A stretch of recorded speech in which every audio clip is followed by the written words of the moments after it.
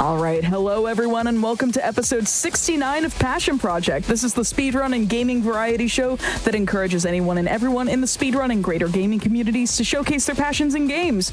My name is Amber Cypher, and I will be your host tonight, and if you've got a passion project of your own and want to appear on GDQ Hotfix, we're always looking for new submissions. So if you've got a run you'd love to showcase on the channel, send it our way at gdq.gg/submit/hotfix, or type !submit into chat for more details. So whether that's grinding speedruns, learning and routing new categories, or breathing new life into a game in unconventional ways, Passion Project is the best place on Twitch to show the world what you love the most in speedrunning and gaming. Tonight on Passion Project, after all the episodes where I've had a musical instrument being used as a controller for various video games, we're now moving to actually showcasing rhythm games for an entire episode. Imagine the evolution. We've got fantastic players of Sound Voltex, the latest Rhythm Heaven series game Rhythm Heaven Groove, and Rift of the Necrodancer joining us tonight to show off their own curated set list of music across genres for your listening and viewing pleasure. If you are a little sensitive to motion or flashing lights, do please feel free to take care of yourself and go audio only for most of these showcases. Just sit back, relax, and enjoy the tunes in the meantime. Right now, I'm joined by Happy by 3 and their wonderful commentator, The Valiant Sun, for our first game of the night, Sound Voltex. Thank you both so much for being here tonight. How are you doing? Fabulous. Thanks for having us. I'm very excited to be here. Hello. I assume it's transitioned over to my face by now. So, hello, GDQ Hotfix audience. I'm Happy by 3. I will be playing Sound Voltex for the next hour. And I'm joined by the illustrious... Hello, I'm Jess, also known as the Valiant Sun. I am here again to talk about a rhythm game that I can't play, but I know a lot about for some reason. Yay! I really like this arc for you. I think it's really important. Yeah, it's really good to have a hyperfixation that you can't participate in yourself. God, if I don't know how that feels. But you can participate. That's kind of the core thesis of this showcase, is you too can play rhythm games. And I will yap about that more once we get started, but let's get into the first song, which will be a bit of a tutorial to kind of explain the mechanics of Sound Voltex for you. And then we'll talk about rhythm games. So I'll get going in 3, 2, 1, go. Good luck, have fun. All right. So we are starting out with a level 13. 13 is near the beginning of the advanced category. So intermediate, just to show you kind of all the different mechanics so you can understand what's happening as we move into the more difficult tunes. I do also like, though, that this, I will note that this song is at 224 BPM, which is one of, I think, the faster songs on the set list as our introduction, which I do think is very funny. But we've got 6 basic keys, so to speak. These white little dashes going by are our 4 main buttons that we are pressing. However, there is also the brown buttons that are below it. Those follow 2 different lanes, so hit 2 at the same times. And the final bit that makes Sound Voltex sort of different than your standard keyboard rhythm game are these knobs that basically work to go across the lasers. Legitimately, the motion of it is like a volume knob that you are turning to adjust to match the laser as it goes across the screen. I don't know how. That was such a silly place to lose this combo.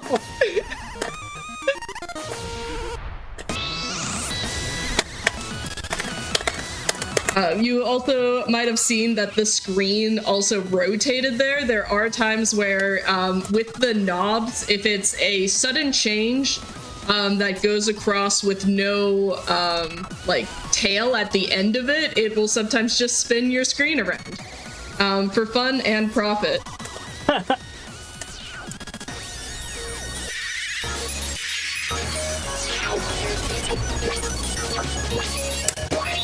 Folks are really loving your nail polish, by the way. You've got a good manicure. Does it match? I know the blue matches the lights of the main 4 keys, but is that the other orange or pastel pink? It's a pastel pink. It's a very bright, sparkly pink in person. It does not come through on the camera at all. Okay. But yes, it matches the lasers in the light. So as good a time as any while we're on the screen to talk about, one, navigators. A lot of rhythm games have these little friends who hang out and like navigate you through the UI. I don't know the name of this one because I don't know the makes and models of various anime girls, but she has a cat, and that's good enough for me. And two, timing windows. You'll see on the right side there's S critical, and then it kind of moves out to critical, near, and error on the early and late side. And I know that Jess has a chart with the exact numbers, so do you want to talk about timing while I play another 13? Sure. So our critical sort of timings, or the judgments as it were, error is you done messed up. Near is plus or minus 150 milliseconds, so 1.5 seconds. I think I know how math works. A critical is a 41.6 milliseconds, and an S critical is a 20.8 milliseconds. One frame in this game is 16.67 milliseconds. So in order to get an S critical, that is essentially frame perfect hitting our notes, whereas critical is a little below 3 frames. So anytime you see the critical with the additional like little S pop up, that's happy hitting them frame perfect, essentially. I feel like it helps in speedrunning circles to explain in terms of frames. It's like milliseconds means virtually nothing, but we all know what frame perfect feels like.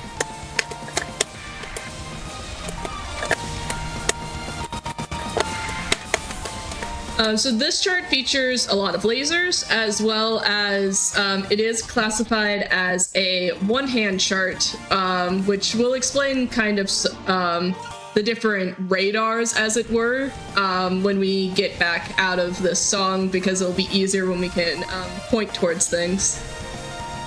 Piano sounds amazing. I'm 100% sure that I hit that, but all right, that happens sometimes.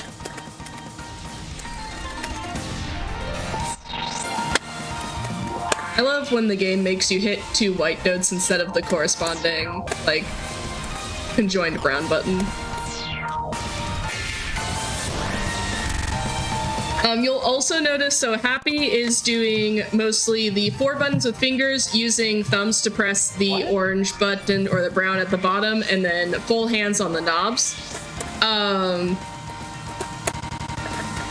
If you have smaller hands like I do, I usually will play it with like I hit the buttons with my wrist instead, the orange buttons with my wrist instead, so that I can actually move around the screen. In your defense, you're just a little guy. I'm just a little guy. Yeah, we'll play one more 13 because Lacrima is fun and a cool part of like the history of this game. But before we get into it, you can see a little hexagon behind the painting of the anime girl. That hexagon is the player radar. Pretty much every game has something like this, and it tells you like the different categories and how much difficulty a song has in each of those categories. Do you want to talk about those 6 while I play this? Yeah. Yay. Yay. So, going around at the top of our hexagon. Oh, sorry. Exactly. At the top of our hexagon will tell us how many notes there are. Quite literally just how many notes there are compared to the length of the song. So if you have like a lot of notes, if a lot of notes happen within the length of the song, then that's going to be higher.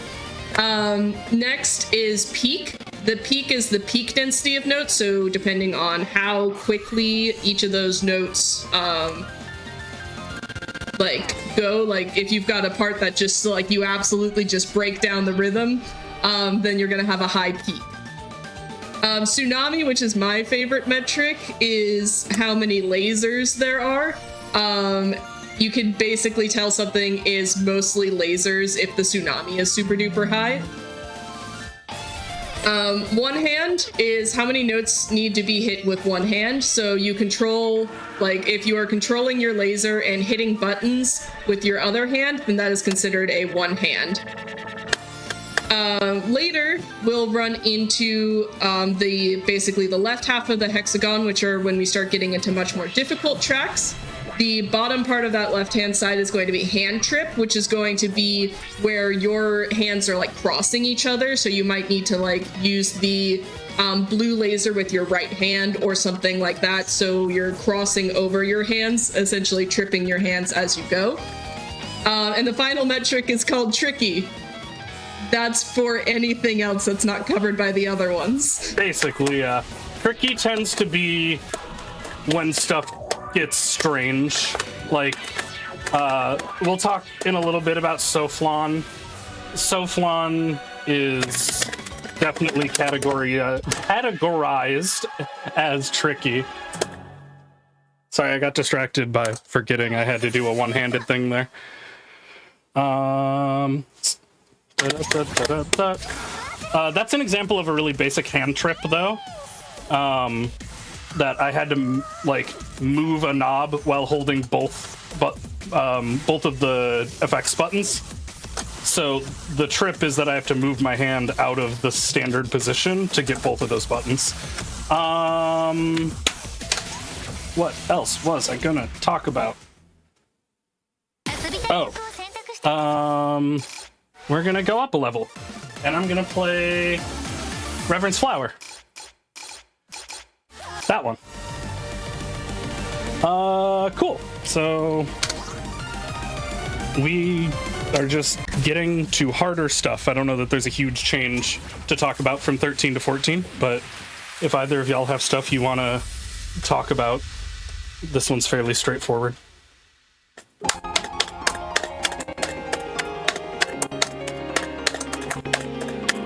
You know, it helps when you unmute your microphone. Like the classic. I actually wanted to ask you how you discovered Sound Voltex, if you're able to talk about that while doing this. Cool. If not, we can wait until we're between songs. But that's the question I want to queue up for you. But Jess, is this one of the rhythm games that you like to play? Well, you already described how you handle the controls. So yes, it is one of the ones you like to play. But how did you discover this? Yeah, so I started playing Sound Voltex actually after it was featured, I believe, at SGDQ 2022. I saw the showcase there, and then I happened to be in Japan that summer related to that, and I was like, oh, wait, I recognize this machine in this Japanese arcade. It's something I could play other than DDR. So I started playing it exclusively over a summer trip for work in Japan, because it was the only arcade machine I could figure out how to play. Because I had watched a speedrun of it on GDQ. Reasonable. But then I saw that showcase, and then I didn't play it for a long time because I thought, like, I'm not good enough to play rhythm games. And then I ran into a bunch of people playing it at an arcade in Japan and was like, wow, that's way too hard. I could never do that. And then I got home and went to round one, and they had a machine. And I was like, well, what if I just try? And then I got really, really addicted to it. That was like March 3rd of this year was the first time I played this game. And I was like, I'll never be able to play that. It's too confusing. And now I'm like pushing, like my skill ceiling is the bottom of like the hard part, basically, you know, like tongue in cheek. Some people say after the jump from 16 to 17 is like when the game really starts, which I disagree. I've done a lot of work to get there. I think the game started already. But, you know, what they're getting at is that like the game starts to really add more difficulty and more mechanics and more like specific mechanics to the way that Sound Voltex works, not just like, you know, any game could have this kind of mechanic in it. So it is like a huge jump in difficulty from 16 to 17 for sure. But it is in fact possible to do. even if you're watching this and you're like, that's incomprehensible to me, like, it can become comprehensible. You just have to play the video game. I'll also note that I like Happy is not playing on like a cabinet setup, if that wasn't obvious by like sort of the dropped inputs. By the you can just buy a sound Voltex controller and just play at home, which is what Happy is doing. Yeah. Just be smarter than me and don't order yours right at the beginning of Chinese New Year from Woncon, a dude in China who makes these by hand. I did not get this controller for like a month and a half. Yeah. Which is awesome that he gives his employees the whole month off. It is completely my fault that I didn't think about that.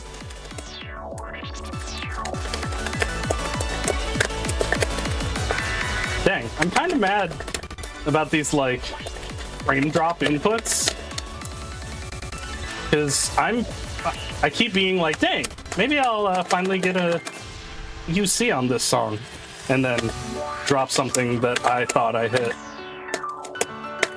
But me complaining about that and missing something is probably a good time to talk about what a UC is.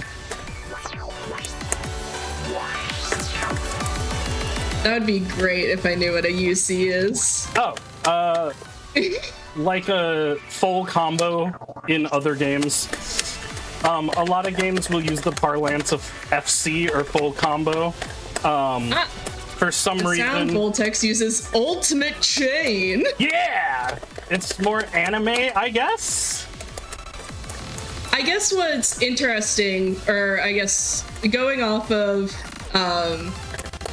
what I'm learning here, is that in order to get an ultimate chain, you can't have any mirrors, I think, either. It has to be critical or better.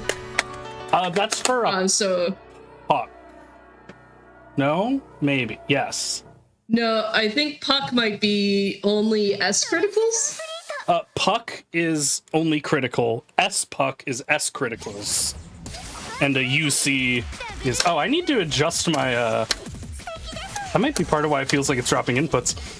One fun thing about a controller home setup is sometimes the input delay from the controller just like randomly changes for no discernible reason. And you just have to adjust your offset to accommodate your controller. I don't know. There we go. But yeah, that is the end of our 14s. And we are going to get into our first 15, the longest section of this little party. We have a lot of 15s to play. We're basically going to play them until there's only 15 minutes left. Haha. But we're going to start with one that is literally called warm-up exercises.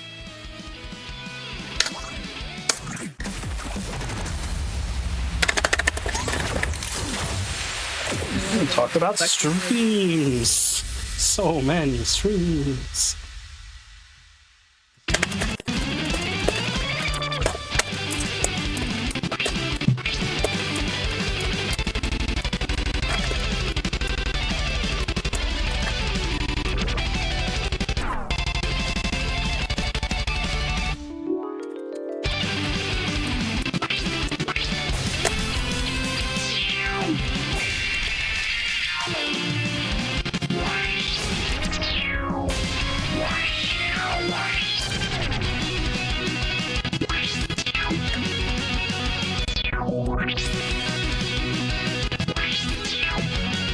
Someone in chat says, I need to get into rhythm games. If I can get good at those, I can get good at any action games. And honestly, like, rhythm games are a great way to train your hand-eye coordination as well as, like, your ability to coordinate your hands with what you're listening to.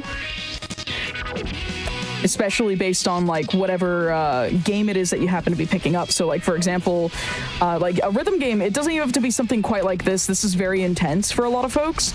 It could be something as simple as, like, Parappa the Rapper. That's everyone's OG, like, PS1 rhythm game, either that or Jammer Lammy. Both bangers. Yes.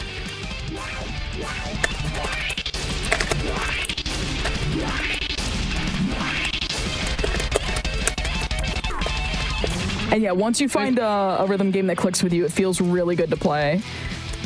Yeah, I bounced off a lot of rhythm games.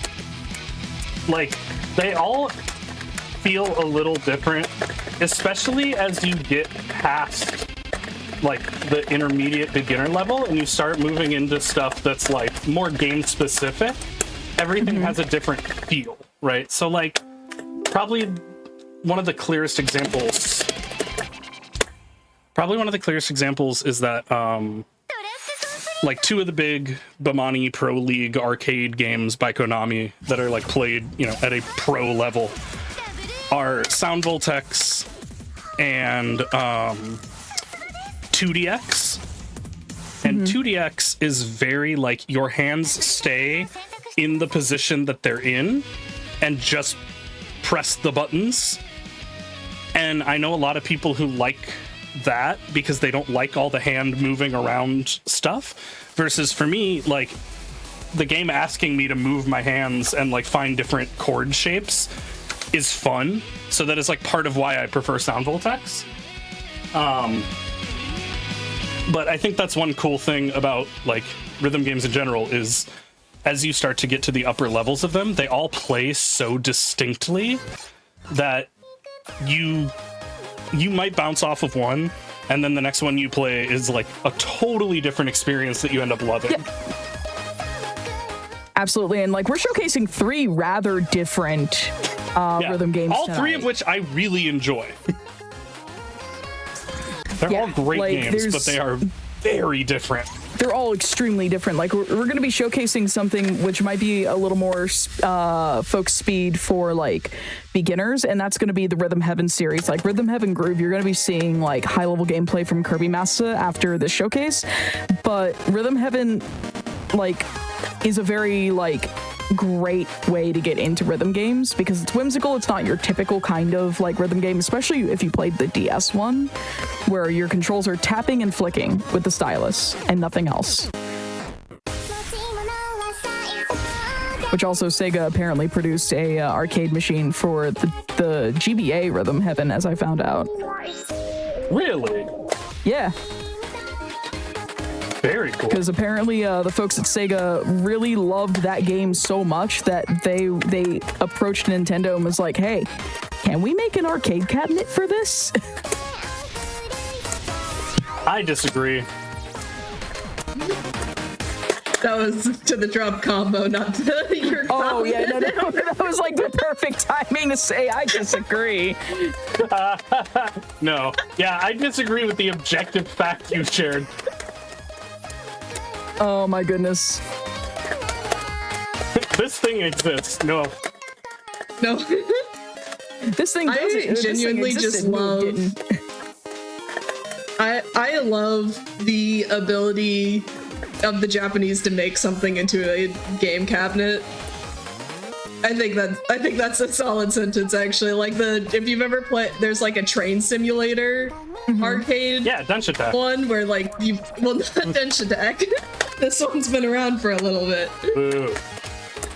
But there's like a train simulation game, and like the whole thing surrounds you, and they've got like all the different levers and things where you actually are like basically simulates operating a train, but it's an arcade like game cabinet. It's wild. I would very much like to play that game. That sounds rad. That was a cool little jam that I probably could have said this before the run. Wow, I need to turn my offset down again. Jeez, oh Pete. Okay. That introduced one of the like kind of common upper level patterns when you start to have to learn where like normally you would press these 2 buttons together with the same hand and these 2 buttons together with the same hand. And then if you have to press the middle ones in easier songs, you will often just do that because it's simple. But that introduces this chord jump pattern where you have to go these 2, middle, top. And that is much easier to do if you move your hand. So that is just the first of many patterns that the game kind of... the charts are built to kind of force you to do some of the advanced patterns early in like 14, 15, and 16, so that you start getting used to them before the harder levels, which is part of why people say, like, just play the game more, because charts are built to teach you these patterns in easier ways at lower levels.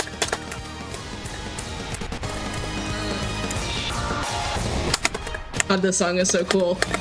That hand pattern that you actually were showing in the middle there for our previous song, I do want to note that if you watched the Rift of the Necrodancer run at SGDQ, or it potentially is on the set list for the show tonight, I'm unsure, but the summit chart actually does that pattern, because Spoody, who's the one who charted Reach for the Summit for Rift, plays Rift on a Sound Voltex controller. And so one of the harder patterns to play on the keyboard is because it is optimized for doing that hand pattern on the Sound Voltex controller. So it is easier to play Reach for the Summit on a Voltex controller than it is the standard keyboard. That's actually wild. Today I learned. I love that this whole song, the lasers are a bunch of slams, and then all of a sudden it has that one rounded one. It threw me off the first time so much.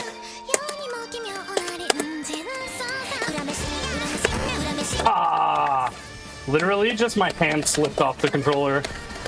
Can we get the slow-mo playback of that? That's heartbreaking.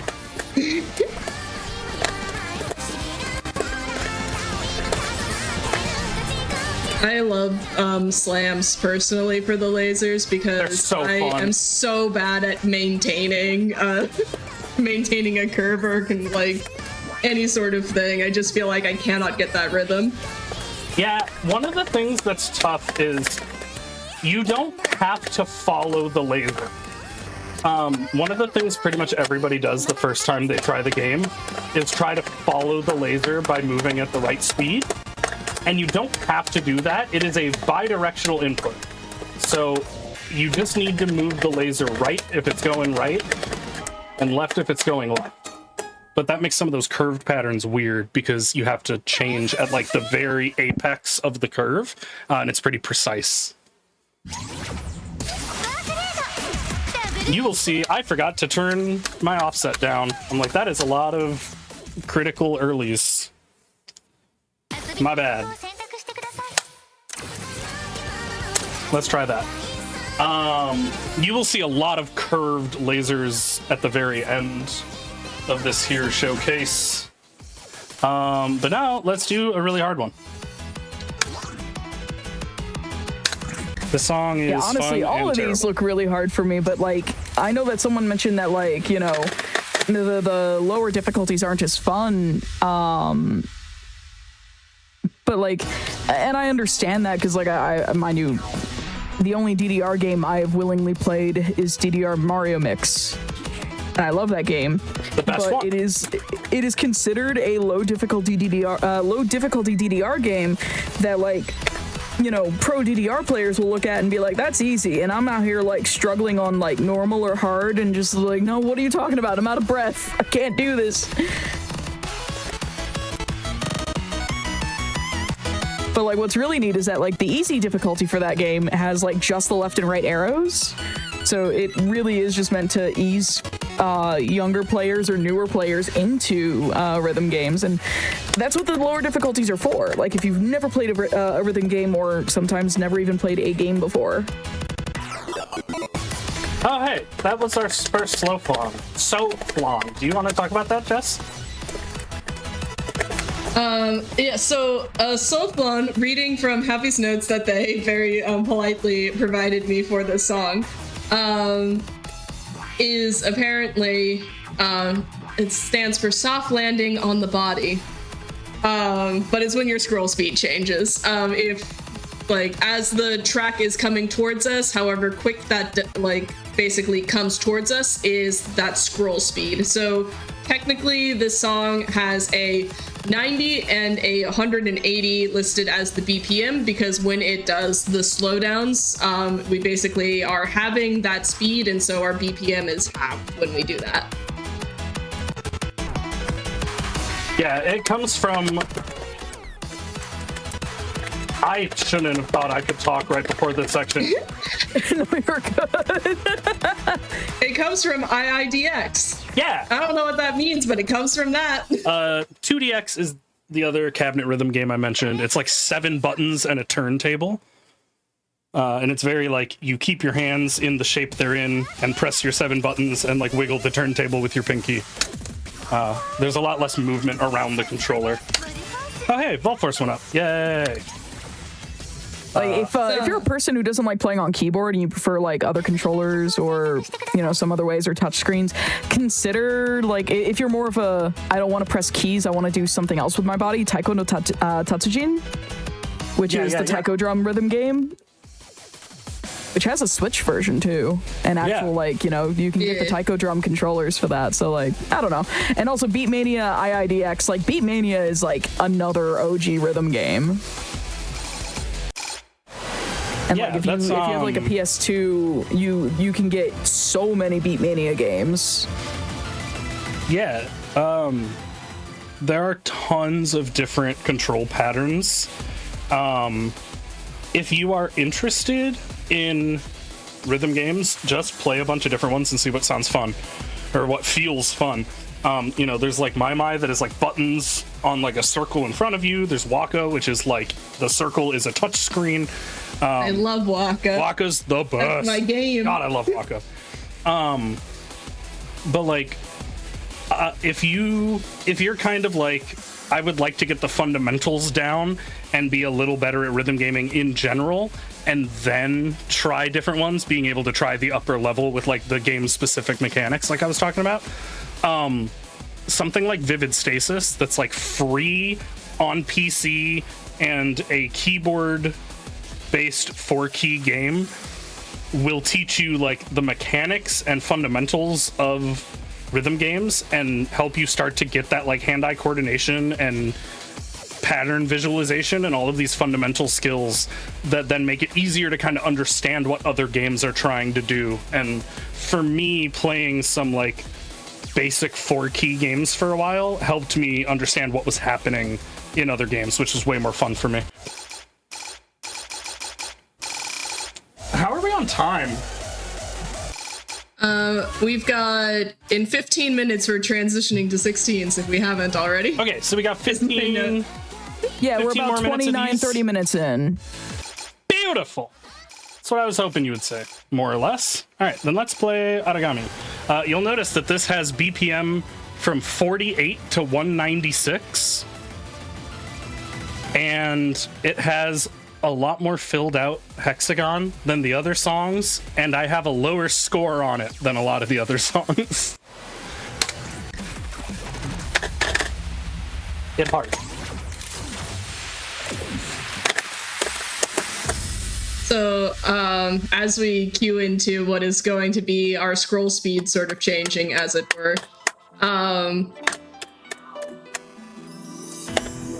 sorry, the piano is just so beautiful. Isn't it so pretty? I love this artist. I don't know if it's G or Z. I was a little early. I don't know if it's G or Z or what, but I adore their music. They have so many good tracks. Yeah, you mentioned that they have a lot of your favorites. A lot of your favorites from this game are by this artist. Yeah, the last song that I do is also by them. Do you want to talk about that laser pattern that I just messed up? So this one has a lot of the case where one of the lasers is going to be kind of steadily doing something, and then the other laser is going to be doing those slams, which are the real quick, like going hard to one direction or the other. So you're It's one of those things where I think it probably, like, if you're trying to, like, rub your belly and pat your head at the same time, trying to do a calm laser and slams on the other hand at the same time is just a lot. So that's what Happy is trying to do a lot of in this track is the steady sliders with the slams going on. I think there's one more section of it too. I think. I hope not, because it's hard, and I'm bad at it. But for the viewer's sake,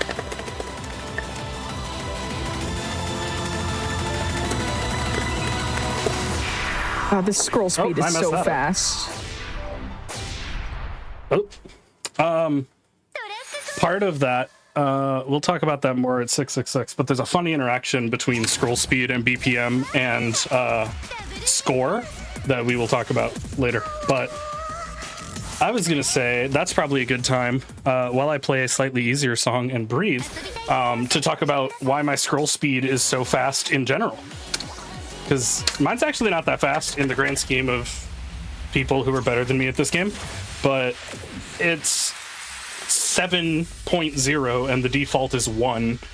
So why? Yeah, so you at home may be like, wow, I'm having such a difficult time parsing these notes. And one of the ways that you can make your rhythm game easier in a lot of games, asterisk, because I think the rest of the showcase this evening has no way to control your scroll speed. But one of the ways that you can do that is control basically how quickly the notes come at you. That is typically referred to, or at least in Sound Voltex, as your scroll speed. It might be your track speed or otherwise. By increasing that speed, the notes come at you faster, but it does increase the distance between notes. So it instead makes the track look less cluttered by increasing the speed. So for a lot of rhythm games, you will see people actually turn up that scroll speed to essentially create more distinction visually between the notes to make it easier to parse. I highly recommend when you are getting into rhythm games to mess with your scroll speed to figure out what is comfortable for you in the ability to parse, because there's nothing quite like one of these songs where your lane speed is at normal and everything is really, really close together and it's coming at you slower, but because it's so crowded, it feels more difficult to read. That's like one of the primary ways I think making rhythm games feel a bit easier is actually by making the notes come at you faster, which feels counterintuitive, but it works. It just works. But that's why, for me personally, both like Rhythm Heaven and also Rift of the Necrodancer, I can't really do very well because I need the notes to come at me slower. And you can't control that for either of those. Yeah, because those are both like, well, Rhythm Heaven is just like animations, and Rift comes at you like one beat at a time rather than scrolling steadily. Yep. Both of which you'll all get to see soon.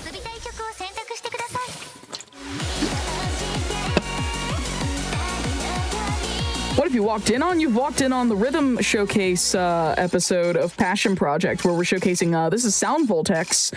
You can get this on PC. It is very sick. You can get controllers made specifically for it, like Happy has here. And then we'll be doing Rhythm Heaven, the new Rhythm Heaven Groove game right after this. And then we'll be closing the night out with Rift of the Necrodancer.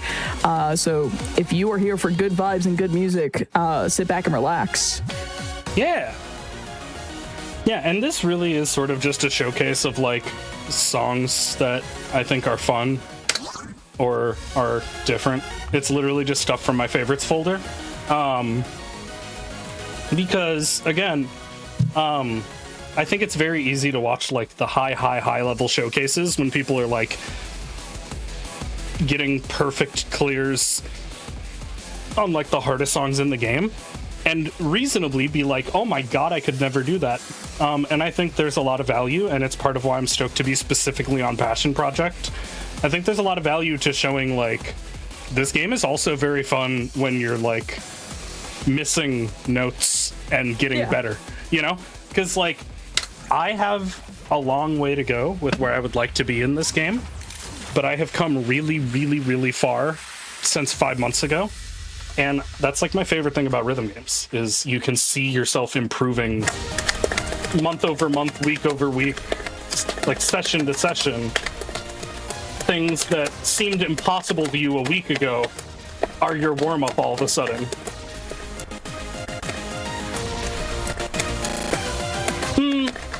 Chat, you agree I'd press that knob, right? Press 1 if you agree. Press 1 if you saw me twitch that knob.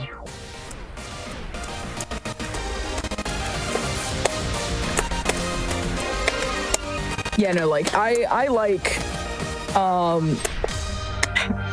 I don't play rhythm games super often. I do wish more games would let you play through the song in full without failing out, without having to be in a training mode. That is one thing I love about Sound Voltex. Yeah. Even in the arcade, you don't fail out when you fail.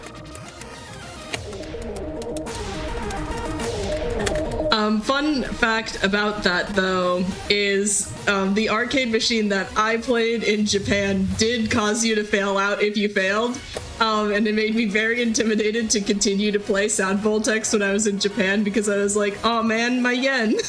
Yeah, that is a feature that was more common on the old tabs.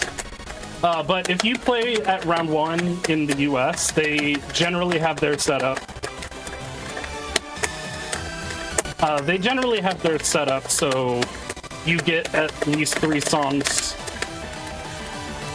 even if you fail, which is very helpful when you're trying to push your ceiling and try things that you're not able to do yet. Because one of the best things you can do for learning things that you can't do yet is to do them, right? And so being able to play the whole song, even though it's above your skill ceiling, is really, really valuable.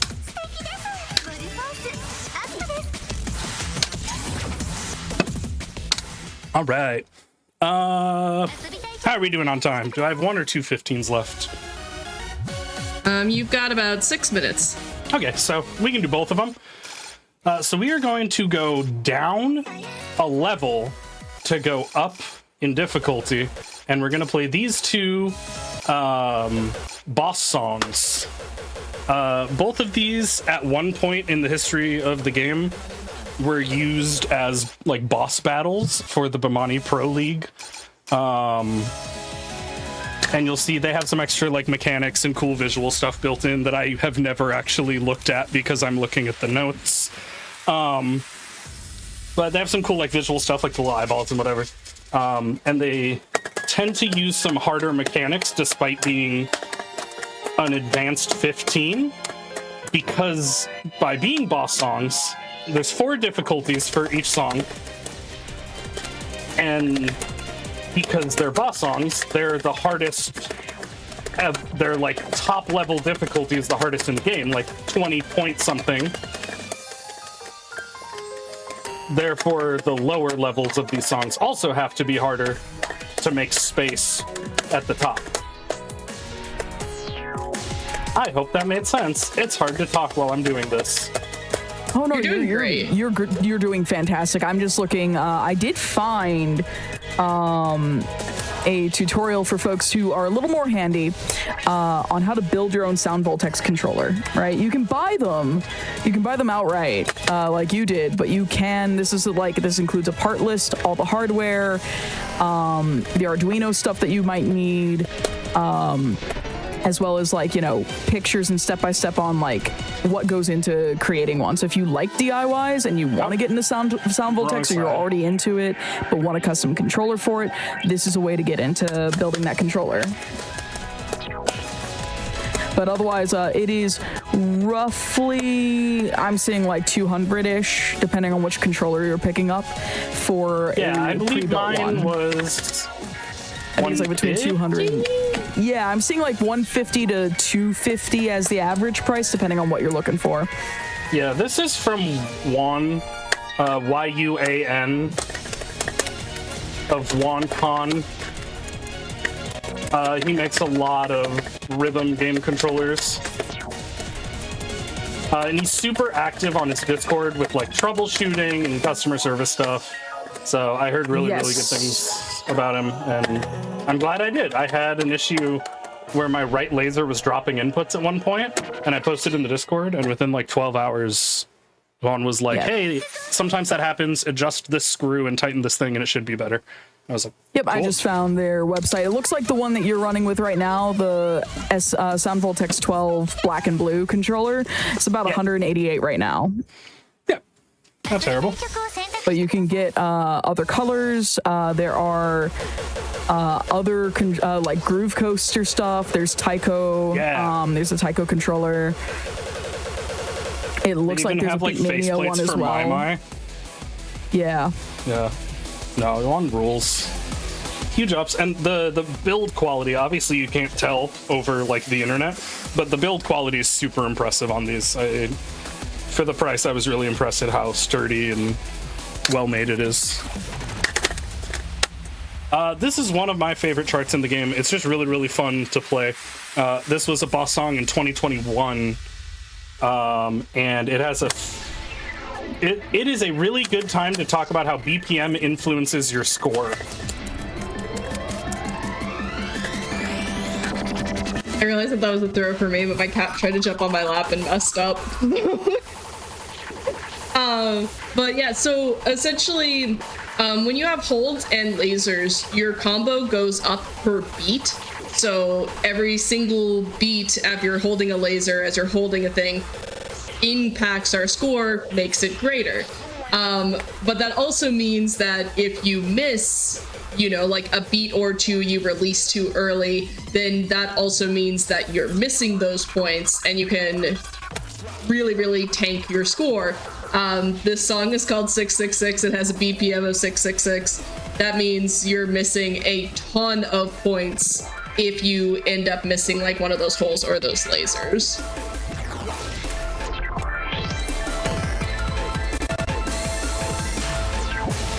Yeah, you can miss like one laser, and if you don't notice immediately and fix it, you've like lost the hard clear all of a sudden.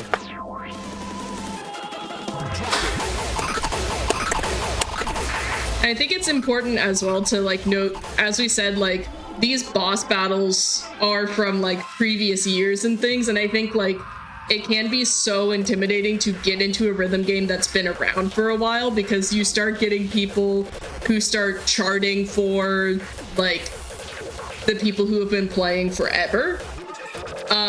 And so like it can be super duper intimidating to like look at these boss battles, look at these things and be like, oh, well, I could never actually do that. But again, start on the songs that you like, start on the easy difficulties, play what you want to play, because these are made specifically for the rhythm game sickos. Yeah, that was actually some of the advice I just got from some of the folks I play with, like in person at round one. Shout outs to the Vancouver round one Discord. Y'all are lovely. There's some folks there who are disgustingly good at this game. And some of the advice I just got from them, like yesterday on pushing into 17s, is to play more songs from older games. Because you can still access in Sound Voltex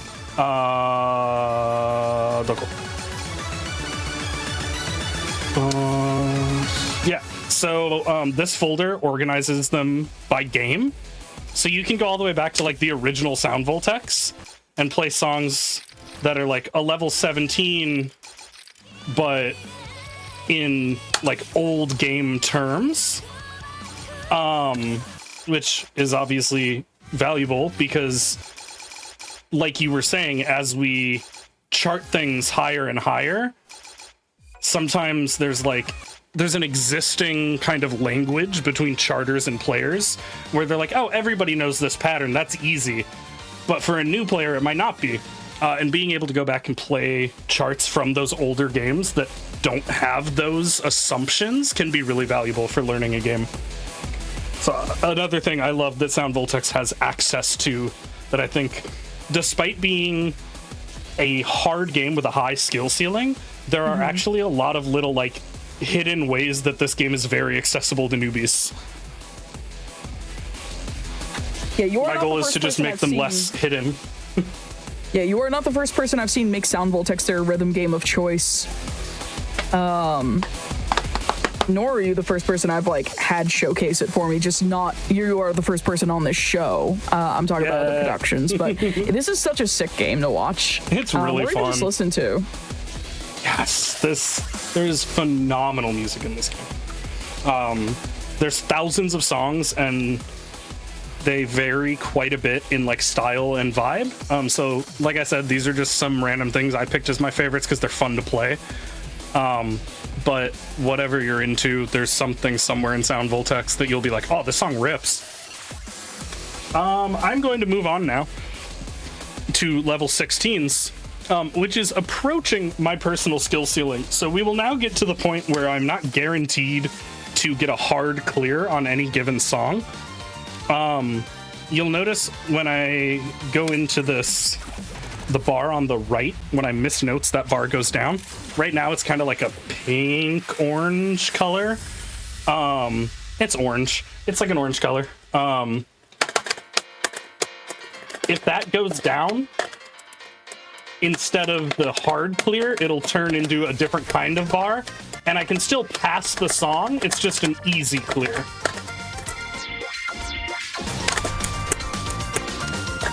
And I like that they have those levels.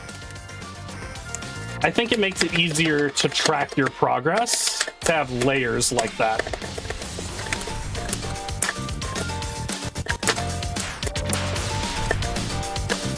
I like I don't know, there's something about this track that's just like giving me the warm fuzzies in my brain. Yeah.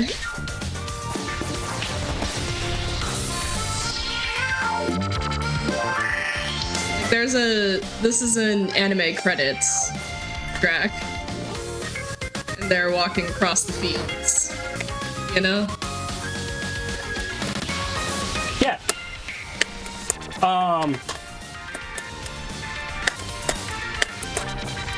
I wrote notes. I'm just gonna ask Jess to say. I was gonna try and talk, but No, you're good. Focus on what It's you're hard. doing. Absolutely. I'm now going to read the notes that Happy left me for the song. Nothing really new, just cranking the intensity up from 15 to 16. yeah, that's fair.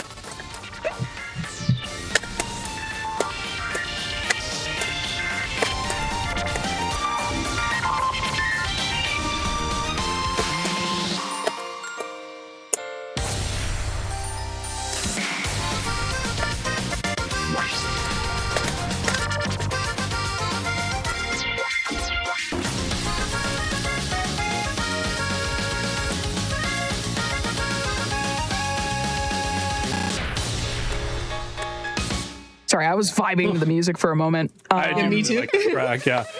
Yeah, no, that track chart is does a very lot good. of weird, like, holding stuff up here while keeping beat alternating with your thumbs. That, as you can see by the Frankensteinian way I do it, is still a little uncomfortable and still a little hard to do. 遊びたい曲を選択してください。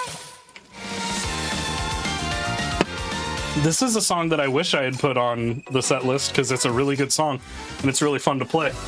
But I didn't! Oops! So we'll do this instead. This might be one of our first...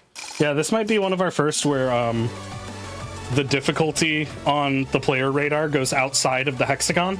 So the peak on this song is beyond the boundary of 100%.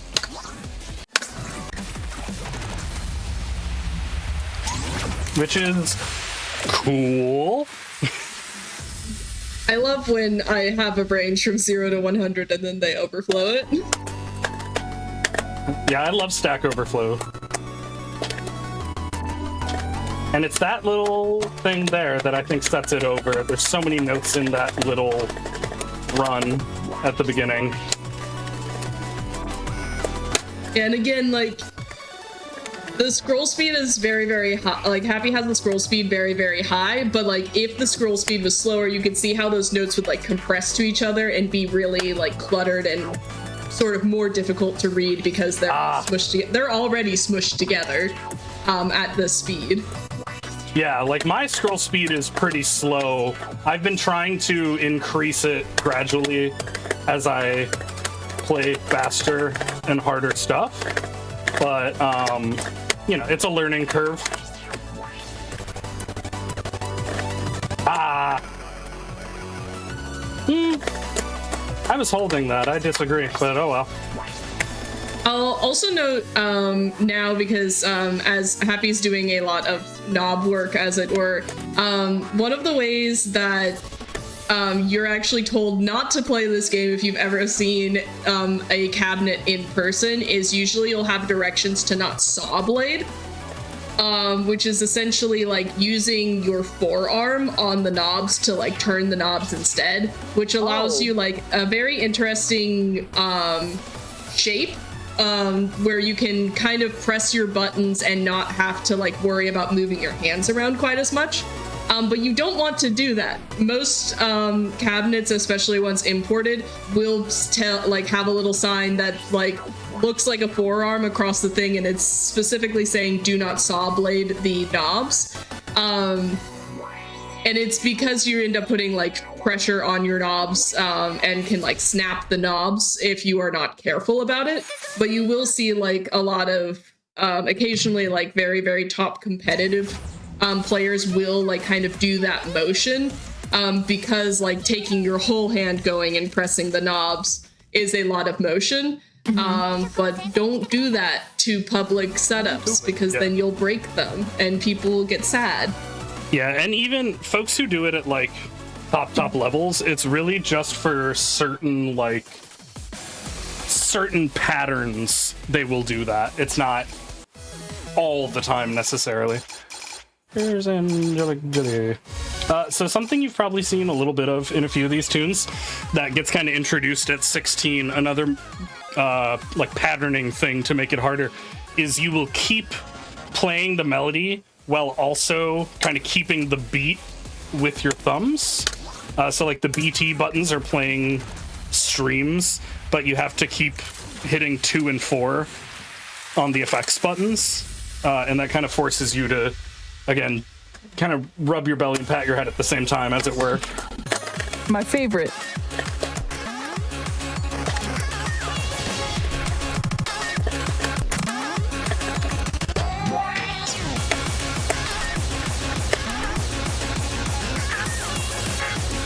Also, if you really enjoy showcases like this, Games Done Quick is going to be returning to PAX West from September 4th through the 7th.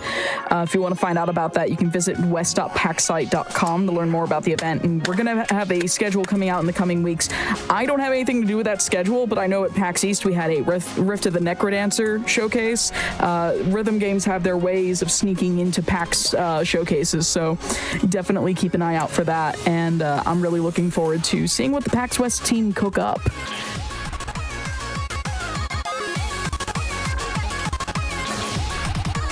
One of the things that we'll actually kind of see Happy doing sort of now is that we've got this alternating upbeats and downbeats with the lasers and the buttons. The game doesn't care if you start moving a laser early, so you can do both. Like you can basically start moving the laser early so that you can like hit everything on the downbeat instead of trying to do an upbeat downbeat pattern. And it allows sections like that to be a little easier to kind of hand manage your positions.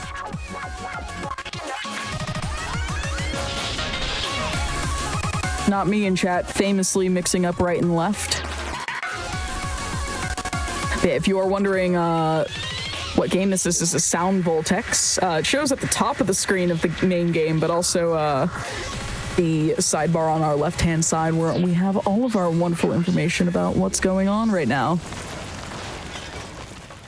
Not my best work on them, their lasers. But I think that song's a really good showcase of like where the difficulty ramps up at 16. You get more complicated laser patterns in addition to like the speed going up. Oh, it was an up score though, so yay! Hooray! Yeah. Do I have one more 16? Am I nuts? I think we're moving no. to 17. Nah. What time is it? We're at 56 and a half, almost 57 minutes. Oh, okay. So a little further along than I expected to be. In that case, we don't really have time for a 17, which is a bummer, but not the end of the world. I'll play 2 seconds of the song because the song rules. Great. Anyway, we don't super have time for that, and I would rather do talking about Freedom Dive. I think I need to go down to here and then find it up here. Yes. So I want to end the showcase with this song because, like I said, my grand theory is that anyone can and should play rhythm games. And this song, for me, I mentioned earlier that, like, my favorite thing about rhythm games is you will try something and it seems completely impossible, and then you try it again and again and again, and all of a sudden it's like a thing you can do. And this was my song. The first time I played this game, I played Freedom Dive on 14 just to see how hard it was, and it was completely incomprehensible to me. I was like, none of those notes make sense. I will never be able to do this. But from then on, at the end of every practice session, I would play it one time just to see. And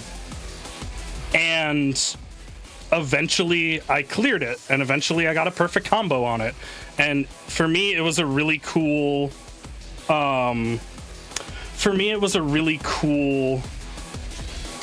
like, concrete proof that even if something seems impossible to you when you first look at a game, you can do it if you just, like, grind it and play the game and have fun playing the game. So it seemed appropriate to end the showcase by playing it. And as you can see, if I go to 17, I'm currently doing the same thing, trying to play it on 17, and I still haven't beaten it. But eventually I will, and then I'll move up to a 19. And that'll be cool, but that's a really long way away from now. For now, we're just going to do the 14, because that's possible.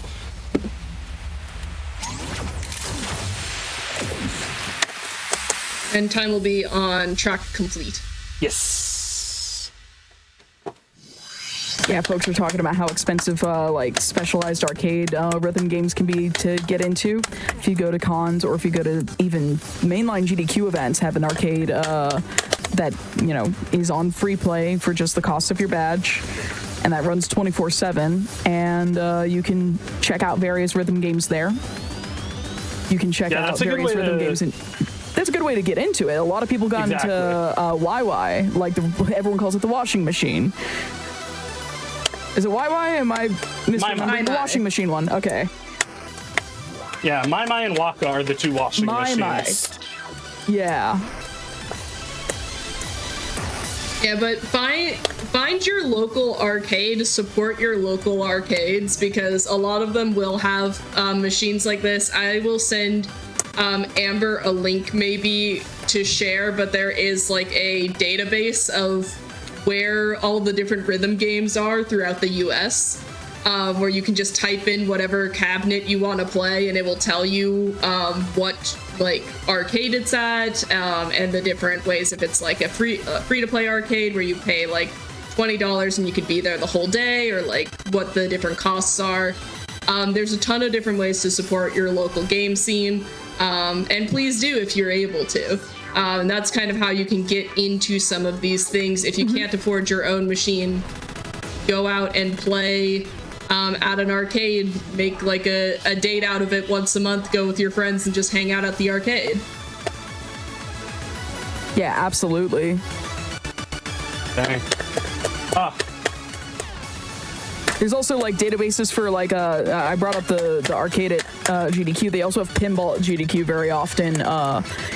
So like if you ever want to get into something like pinball too, which is another thing that is like score attack, or is another thing that is very similar to, like, you can find machines that can be speedrun, like Total Nuclear Annihilation. See the SGDQ run from it.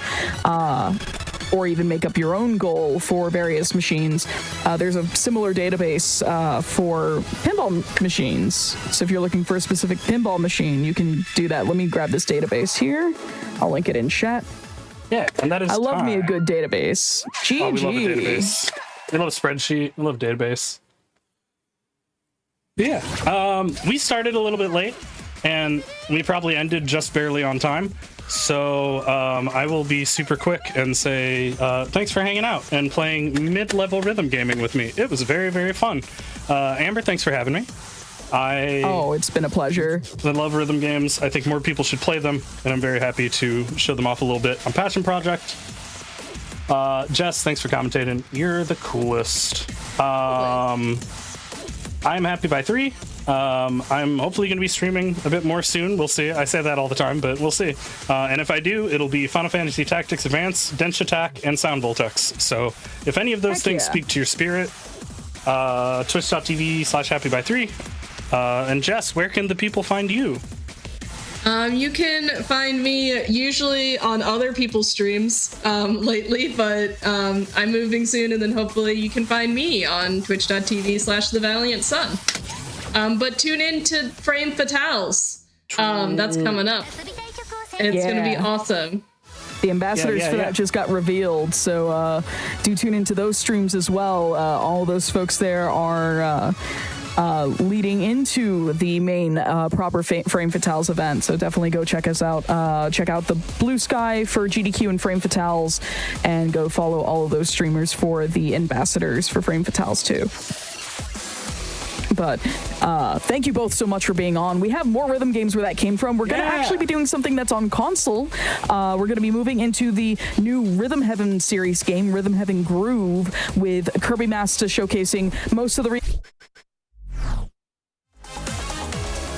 All right, welcome back to episode 69 of Passion Project, everyone. This is the speedrunning gaming variety show that encourages anyone and everyone in the gaming communities to showcase their passions in games. Tonight, we're focusing on rhythm games, despite having not a million episodes, but I've had a number of episodes where we've had games controlled by musical instruments. This time, we're actually focusing on music games. Imagine that.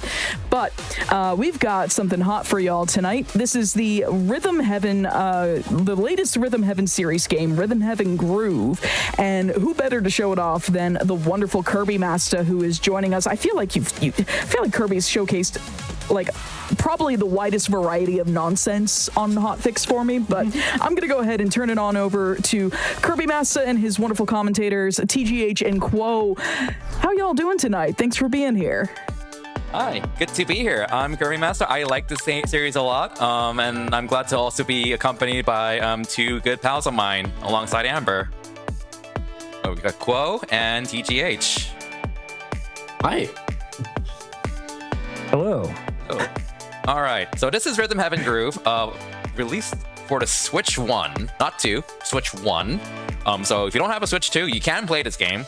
And this is the 5th game in the Rhythm Heaven series. This game started off as Rhythm Tengoku on the Game Boy Advance, Japanese only. It was released 20 years ago as of August 3rd, so in 3 days, 20th anniversary. And then next games were on the DS, which was the first Western release. Then the Wii, my personal favorite. Then the 3DS, and now this game after a 9-year hiatus. Yeah, I don't know how you pronounce that word. So this game just came out. Yeah, this game just came out at the start of July, and this game is pretty awesome. Yeah. You've been playing this pretty non-stop since it came out. Yeah. Okay. I actually haven't touched this game in 3 days. I've been playing other Rhythm Heaven games in preparation for the 20th anniversary. I did see that. Yes. But yeah, like if you talk to anyone who met up with me at SGDQ 2026, like half the time I was just playing this game when we were in the hotel room. When I want my introverted time, I'm just like, I'm gonna just play this with my headset on the bed. But yeah, so this entire series was developed by the entire same developers as WarioWare. So if you're familiar with WarioWare, you'll see a lot of similarities in terms of style and stuff. But this is a rhythm game, and the beauty of this entire series is that it's incredibly simple. Like, you can be amazing at rhythm games, or you can be god-awful at rhythm games and still have a lot of fun with it. Because these games usually only require 1 or 2 inputs and just a sense of rhythm, but if you're struggling a lot, that's okay. The game gives you an out if you're struggling too much. That being said, what we have here is going to be a showcase of a lot of pickings from this game. Doing the entire game takes like 3 hours, so no, we're not doing that. If you want to see that, check out Game Masters, which I'm going to be doing that with Kiara on Wednesday night, I believe. But we're going to be doing various pickings of the majority of the vocals in this game and every remix. We'll talk about what the remixes are later in a bit, but we'll go ahead and get started on the first vocal song called Feeding the Beast. We have a timer ready? We should be ready to go whenever you are. Okay. 3, 2, 1, go. So, good luck, have fun. Thanks. Woo. Yeah, so this game has a lot of individual mini games. So like, we got the bow tie! We got the bow tie! That's random. Oh. That's random. The bow tie and the tail is random. So this is an individual game, and all you do is press A to chomp. That's pretty much all you need to do. So I'm pressing A to chomp, and your goal in this game is to eat these flowers. A. I love the beast. Beast is me first thing in the morning. What is the chance of the bow tie? I don't know. I have grinded for it. If I had to put a number to it, it's probably like 10 to 20%. But I don't know, honestly. I haven't like... Okay, so... Okay. But yeah, so that's the tutorial. That's what this game is, and the majority of games are like this, where it's like you use the A button, sometimes the D-pad as well, and that's all you need. You just have to tap it to the rhythm. So we'll go ahead and start the actual song.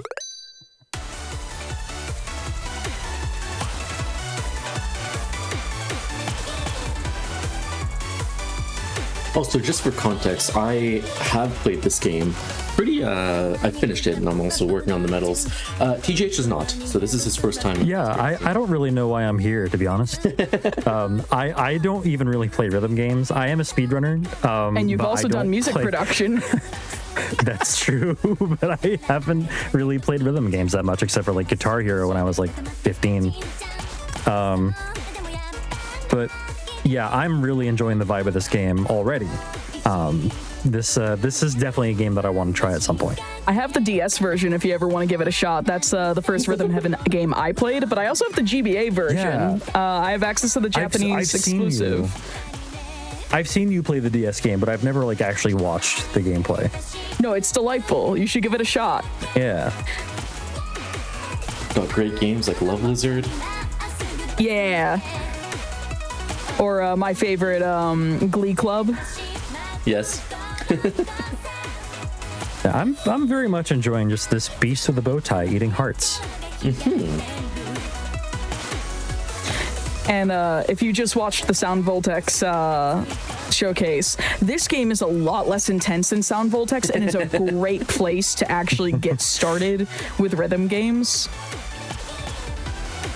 Yeah, again, for most of these games, it's just one button, right? It's just the A button. Yeah. Yeah, they're perfect. One button, maybe two. Yeah. And there you go. Well done. So, yeah, we didn't mention it, but in the top left, there's a little P with a heart. If Kirby makes a mistake, that heart breaks. So that was just a perfect. Yep, that was perfect. And the game makes it very clear if you mess up, it'll give you like a traumatizing, very loud sound, like error sound. You will probably hear it, because I will probably fail something intentionally for them. Extremely loud, incorrect buzzer. Yeah, basically. So someone mentioned Lockstep, and that game is evil. All right. But anyways. So we'll do the remix one next. So that was Feeding the Beast. And if you look below, we have 3 other games here. And I'm not showcasing all of them, but you start from the bottom and go up. So there are 4 games that, if you play in the Nintendo order, you play 4 games. And then now we do Remix 1, which is in its own song that mixes up all 4 of these games together. Yeah. The remixes are the highlight of Rhythm Heaven for me. Mm-hmm. Like, they really are the highlight, and they're so fun in all the games, really. These are my favorite guys. I think they're a fan favorite, though. Shout out to the dog.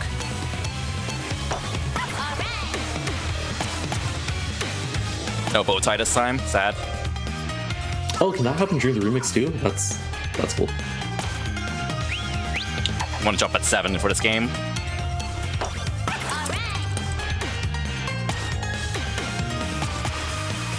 Oops. That one's self-explanatory.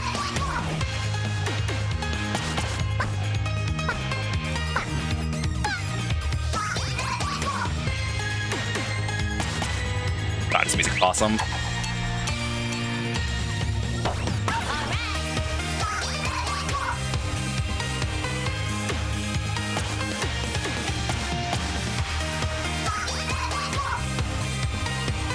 There's a cat. Yeah, so You mentioned that this. Sorry. Oh no, go ahead. I was just gonna say you mentioned that this is by the same devs as WarioWare, and I can definitely see that for sure. Like,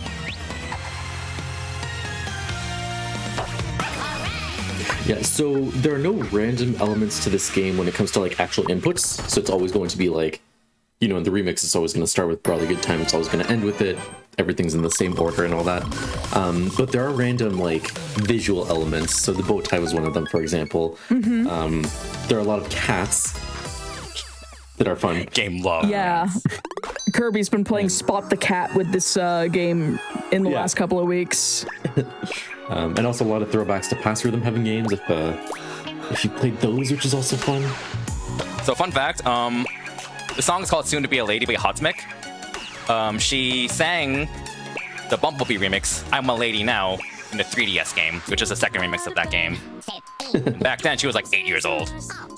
So she's singing this song as like a 17, 18-year-old now. That's really cool. And this is a very slow song. Yeah, This is just a Tamagotchi running hurdles. Well, yeah, something like that. But yeah, I don't know if other people have these experiences, but the slower songs are usually harder for me. I don't know if that's just me. Yeah. Oh, you're not alone.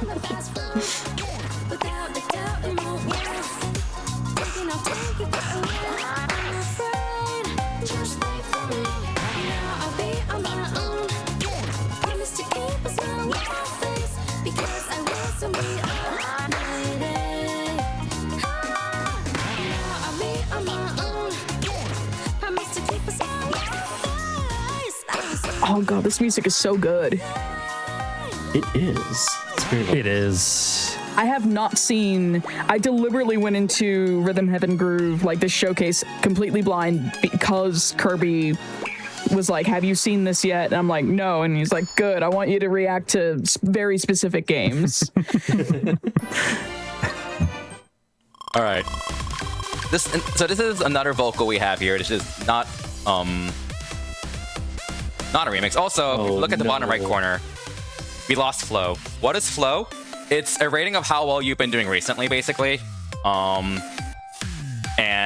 maximum flow is 140. I did not play that song super perfectly, unfortunately. So my title went from Rhythm Legend to Rhythm Legend Lost to Time.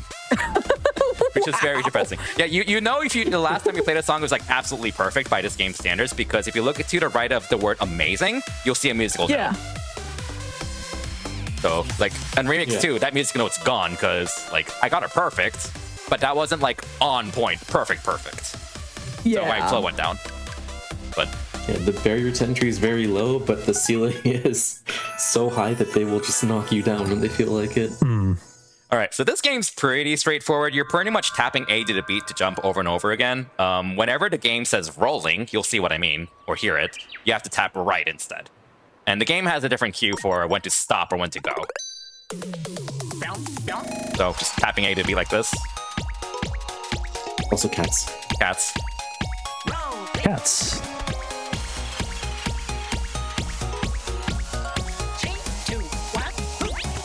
Look at their smile.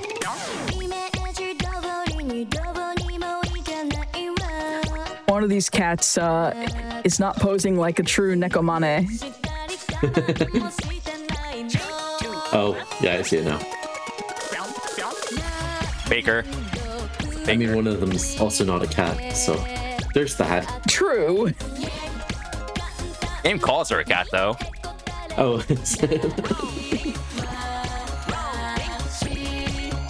Yeah, truly a cat jam. Pretty background.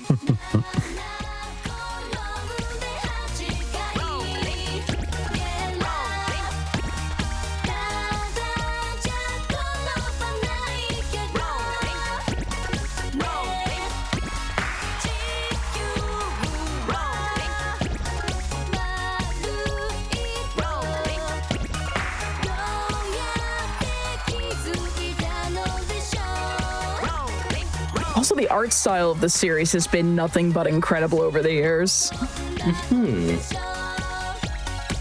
It's inspired a lot of animators to even make like Rhythm Heaven like parodies of various songs in different franchises. It's amazing because I feel like the art style's been different in every level that we've seen so far. Like, Yeah, Sure. it varies quite a bit, yeah. It does. It's one of those things where like you can look at it and be like, that's a Rhythm Heaven game.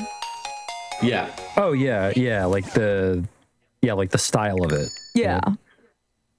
God, this song. Like the overall style. I'd say like they're different like visual how do you say it? like visual elements to each minigame that make them distinct from each other, that make them unique. All right.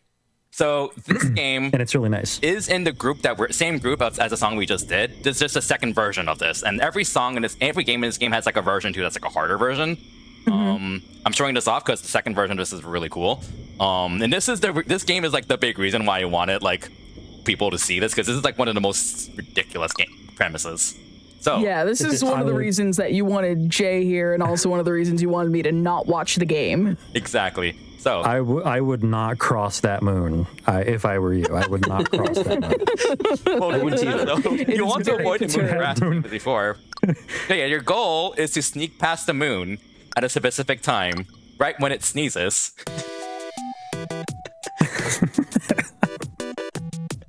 So yeah, it has a cue like that. So the moment it closes its eye, you press A. And there's 2 different sneezing patterns, a green one and a red one. So here's the red one again. All right, so that's all you need to know about this game. Those are the only 2 things you need to care about. A to dash, 2 different cues. Enjoy the ridiculous of the song and visuals. The faces are so good. I will be messing up at the end intentionally because that's funny, by the way. I will fail to perfect for funnies because you have to see what happens if you mess up.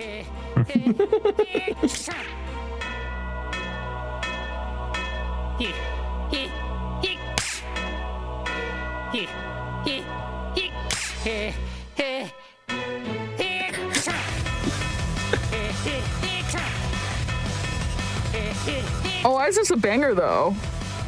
It is. It is a banger. It's awesome.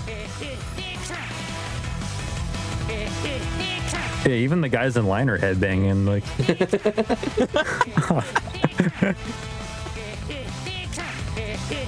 The railroad signals are tapping to the lighting up to the music too. True. All right, here's a game for you to play. Count how many cats passes by. Count the number of cats. Game for chat too.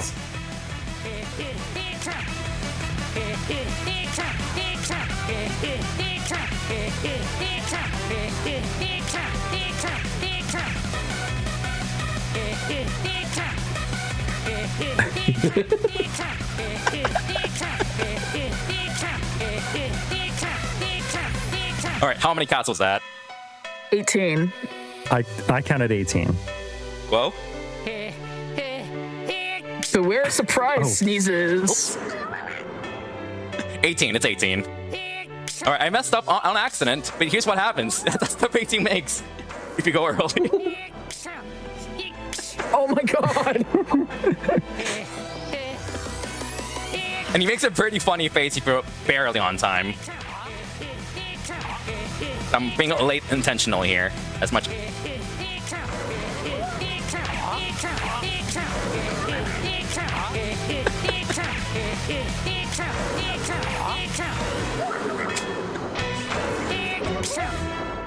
Can someone please get this moon a tissue? Like, Benadryl?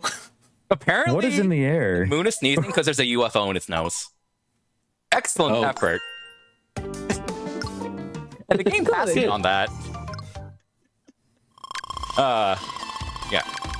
I love this game. It's so silly. So yeah, that game we just did and the Neko Cat is in Remix 3. So we're going to see both of those games in this remix coming up here. On top of 2 other games.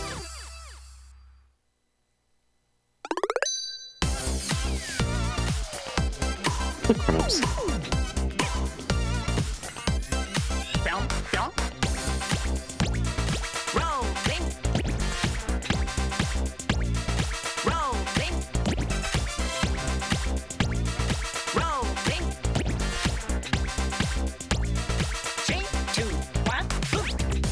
For these grab segments, you have to press both A and D-pad because you're controlling one arm each.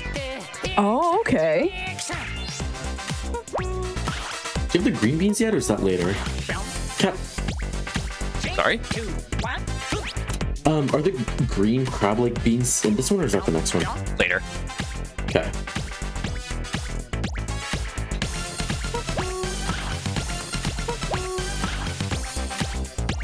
Oh yeah, just I like the cut-ins of a game in the middle of a game. That's so good. Yeah, that threw me for a spin the first time.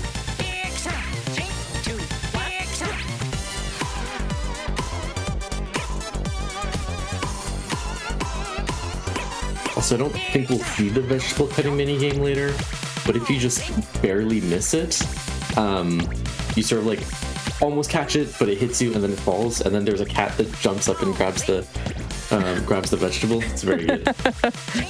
Yeah, that white cat that you see in the background of the kitchen, his name's Cha-Cha.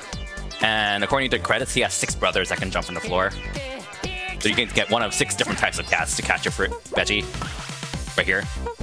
But you're not going to see them because I'm good at the game. Cha-Cha's brothers. But a general theme of this game, and most rhythm heaven games, not all of them really, is that the game likes to fake you out. Or screw with you. Yeah. In a cute little way. It's like, oh, you suck, but you got me there kind of way. Because like all those buttons there, they don't change anything. You're just pressing A to the beat over and over. It's just there to mess with you. All right, so this is another vocal. This is probably one of the most complicated games because you have 3 different inputs. Oh no, 3 inputs. Whoa. I know. Ooh. So like basically you can tap left. Like Joe's not letting me do it, but okay. You press A to dance like this in place, and the game gives you a cue on when to stop and a cue when to start. You're eventually going to have a pattern where you can start moving left and right. And the inputs for that are what do you expect? Go left and right. Also, you can punch these guys in the elbow. Yeah, you can scratch his nose. All right, so we'll show it off. All right. I could not resist. How can you resist? This is what happens if you mash left and right a lot. All right, there we go. I got my fill of screwing around in this game.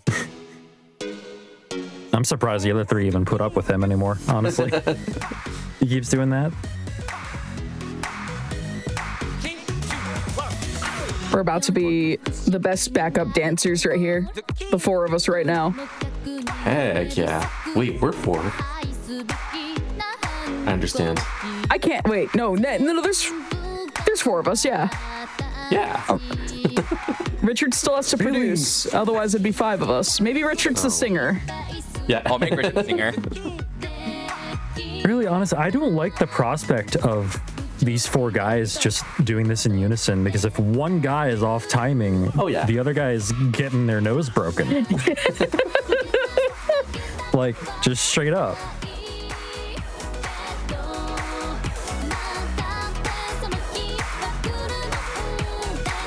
I'm also like kind of thrilled that they have the lyrics actually being sung in Japanese, because like Rhythm Heaven on DS got completely localized.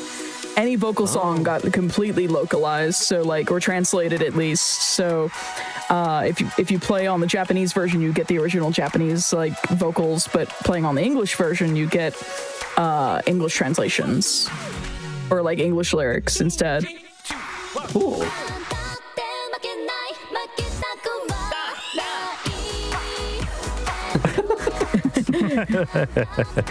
Just gotta fake them out a little bit with that. It's like, make sure you're keeping your distance, or I'll bop you. No, I like the Japanese vocals. I'm just like, I'm thrilled that like they didn't worry about having to localize it for people to enjoy it. Yeah. He is doing the stanky arm right there. Not stanky leg, stanky It was perfect. arm. They can't complain. It was perfect. Yeah. Yeah, so when you brought up the Japanese vocals, that's one thing I kind of actually appreciate about this game, which Rhythm Heaven 3DS, no, not 3DS, the DS and Wii, as Amber said, they have vocals, but are originally all in Japanese. But in both DS and Wii, they localized them completely with English dubs. I think they did a fantastic job with the dub. Oh yeah, no, they did fantastic. Less positive on DS, some really good, some not so good, but they put in a respectful amount of effort into it.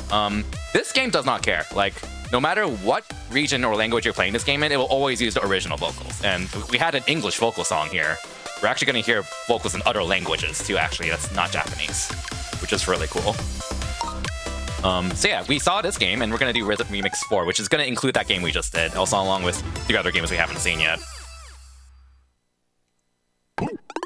Also, you can bounce fruit with your muscles in this game. Just like real life. Just like in real life.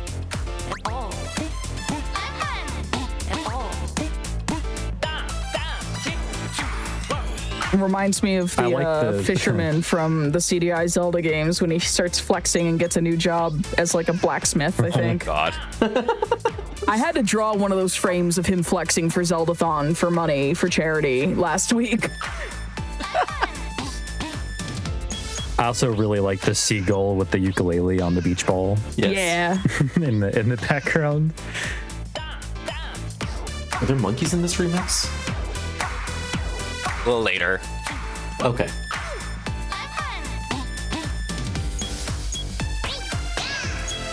And we have aliens now. We're translating these versus alien.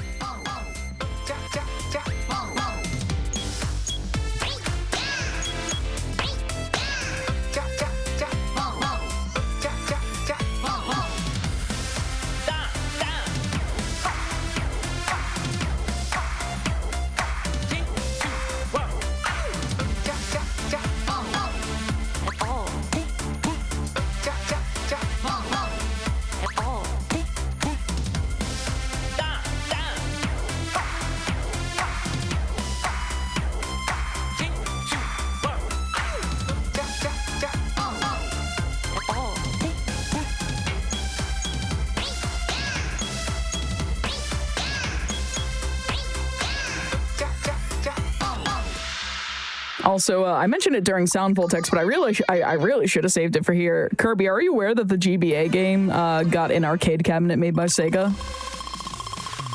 Yeah, they brought it to GDQ, didn't they? At one point? I don't know. There was a Rhythm Heaven game in the GDQ arcade at one point, like a year and a half ago, 2 years ago. I don't remember which one, though. Didn't know it was for Sega. Sega made one, though. Yeah, Sega made one for the GBA version game, and they apparently approached Nintendo and was like, hey, we really love this game. We can't stop playing it at the office. Can we make an arcade cabinet of it? Wow. This remix is awesome. Yeah, no, this one sounds great. Everyone is, like, superhero themed. Very cute. You've got Captain Falcon there with a net, catching butterflies, I think. He just reminds me of the Player 2 alternate for Sonic Blastman in Puzzle Bubble 3.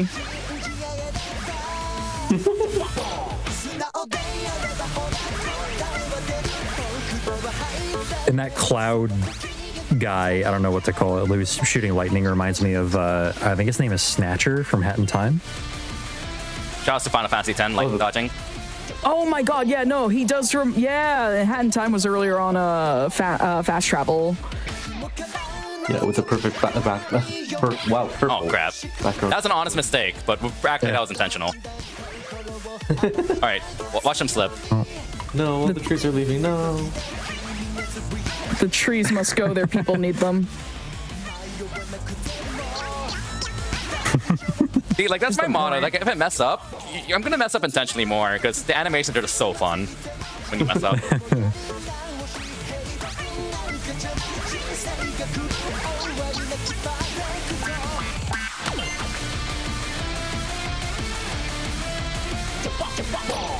This is... Oh, yeah, no, we're good. Last input.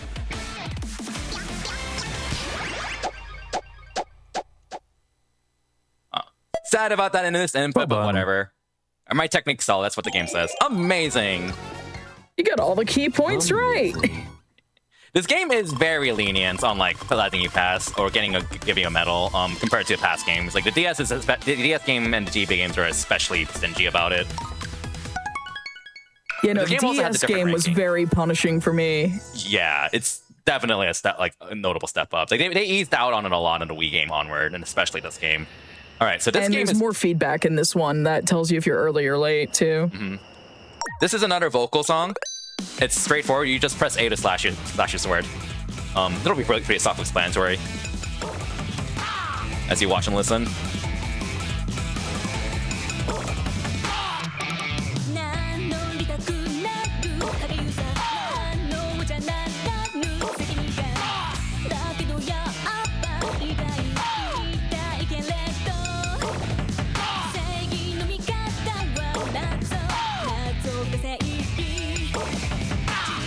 This song is really good.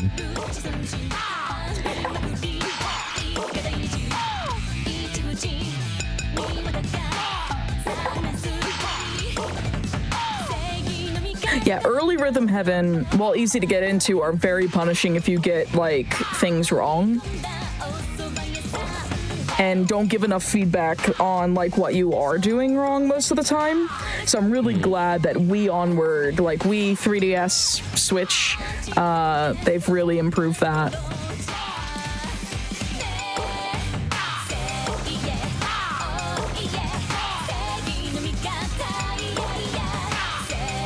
Also, apparently the control scheme for Rhythm Heaven DS took like 6 months of development time. Oh.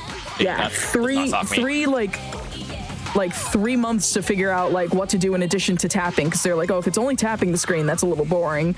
It took them 3 months to figure out the flick, and then another 3 months on top of that to figure out what like strength constitutes as a flick. I believe, and like it works really well, honestly. Like to enjoy Rhythm Heaven DS, you obviously need some tolerance of using a game that's entirely touchscreen controlled. But like, if you do have that tolerance, it works really well, honestly. Like, they do a good job of making almost all the games super intuitive too. So like, the Rhythm Heaven DS is like definitely probably the best game in terms of uniqueness, because like nothing matches that really. Like, this game is awesome, don't get me wrong, but at the end of the day, it's basically the GB Rhythm Heaven, where you use the D-pad and A button and that's it. Which is still good, but it's not like super creative like the DS game is, or the Wii game. The DS control scheme definitely innovated in ways that like you can't do without a like touch screen. Yeah, like there's some things you can probably translate to button in the DS game, but there's so many I'm just like, you could translate it to buttons, but that just seems so awful to do. Yeah. Why the one on the far right look like young Miles Edgeworth? I've now ruined him. Oh my goodness. This is how he paid for attorney school. Yes. I feel like all of them look like someone. Oh, question. What is your favorite alphabetical letter? Oh, favorite letter in the alphabet? Yeah. E. Oh, yeah, very good reason I'm asking that.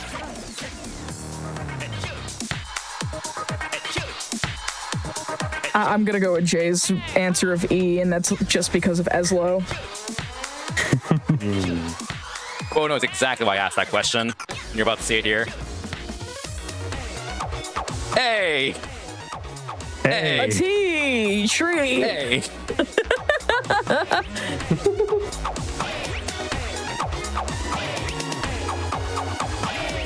Yeah, there's a whole mini game just about the letter A. Pretty good. There's a song in this game literally called The A. It's so ridiculous.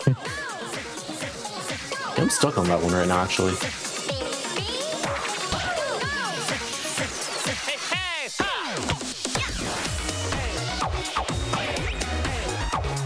It's half of a tea tree. Yep. Yeah, exactly.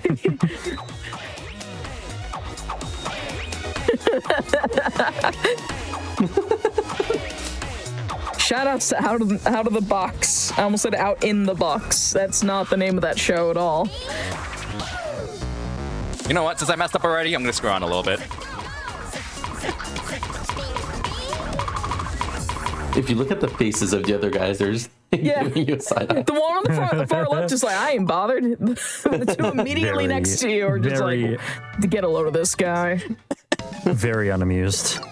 Keep trying. Keep trying. All right. This is one of my favorite games. There's a reason why, and this game did show up in the first remix, but this is so as you finish Group 6, when you start Group 7, you're gonna see some version 2s. It's like this is the Neko game with the Roomba dolls now, version 2, and this is version 2 of the flexing game where you bounce fruit with your muscles. This is the second version of the Umbrella game, which is my avatar on Blue Sky. And this is also a vocal love the little Umbrella Bros. Right. They're adorable. They're so popular. And this is a song sang not in Japanese, not in English, but in French. Oh, interesting. Whoa. All right, so we're controlling the blue guy, and you have 2 controls, down and up. You can take a wild guess what they do. All right, I'm gonna redo that. We are the blue one, but also I want you to pay attention to the green one a little bit. All right, there we go. Just disgruntled. Oh, I recognize these guys from your emote. Yeah. Yeah. Follow me on Twitch for some of these emotes. See, Claire's got them.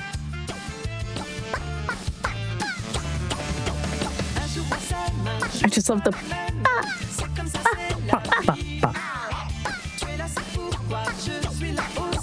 There's a cat toy on the right side, by the way, in the building. Yeah, it's just waving in the window. Yeah.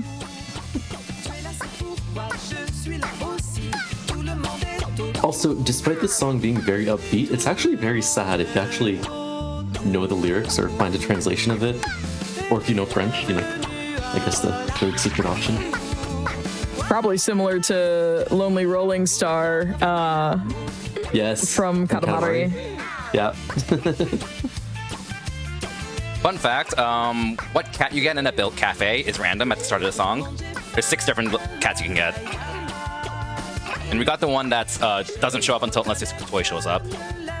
Are you deliberately inversing the commands just to make them salty? The green one goes, Yeah. It's like, what if I followed your instructions but backwards?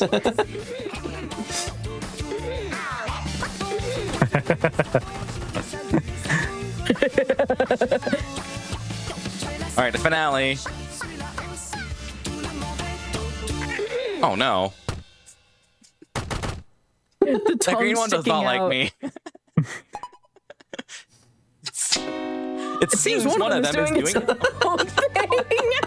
I love this so much. You'll do better next time. They'll do better next time. All they need is more practice, right? Yeah, that's all we need, just more practice. All right. So this is one of my favorite remixes, and this is a remix that for me, I mean, I don't know how much other people like this remix as much. It's one of my favorites because it's just so chaotic, but it has such a huge build-up to a super epic moment of this entire song, and you will see what that epic moment is. Alright, I'm gonna actually maintain a perfect, so press it again. I can't resist, okay? Can you resist with that frown from the green guy? There we go. Oh, see, there's a different cat with the lady on the right side.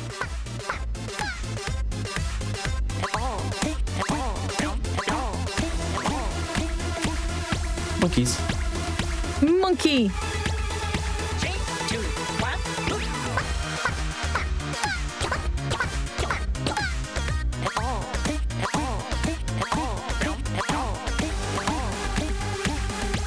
The monkey flexing is great.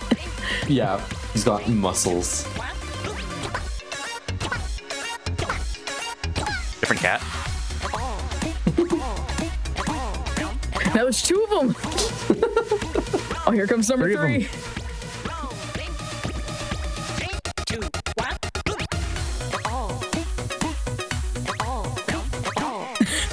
Look at him go.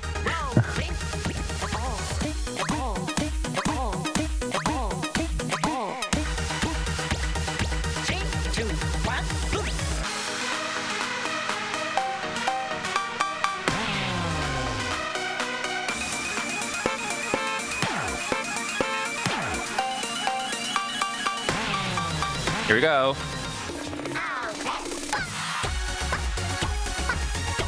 They have mustaches! Best mustaches ever. Also, different cat. He's in the window.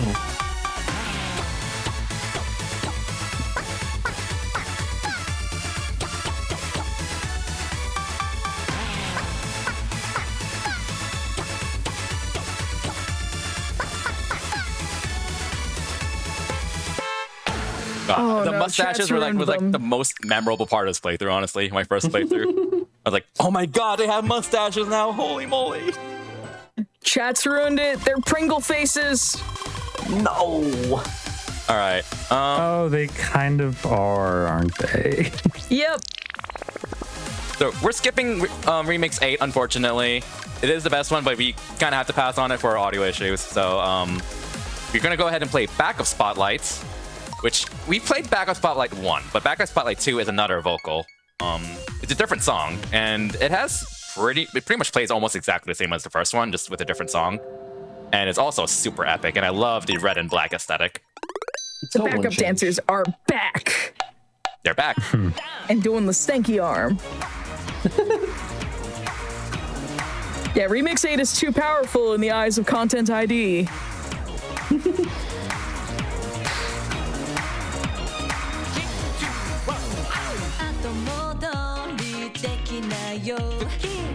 Look at her outfit.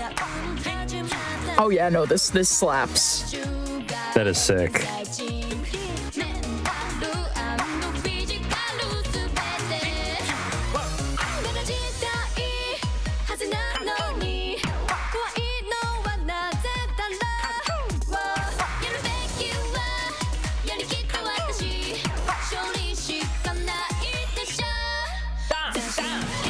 Just quivering in anticipation.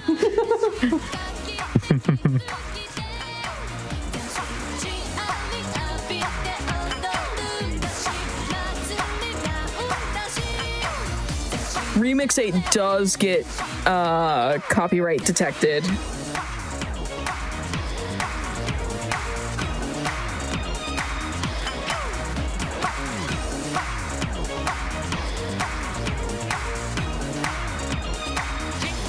Aggressively vibrating with excitement, yes. That. Aggressively vibrating. Yeah.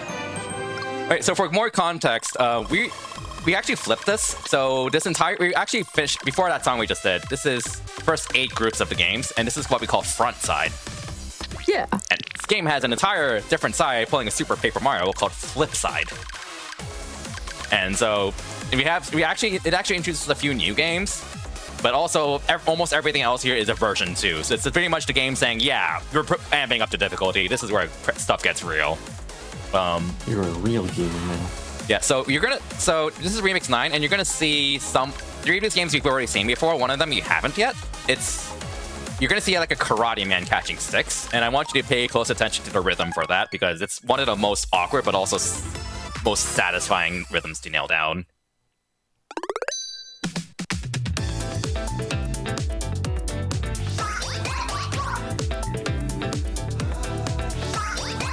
They're bubbles. Not anymore.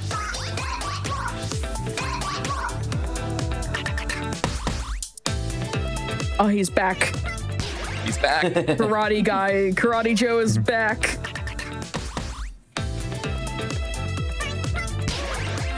Also, these two remind me of, if anyone's ever played Tetris Plus, they remind me of the little stout explorer guy and his assistant, who's like a really tall, pretty girl.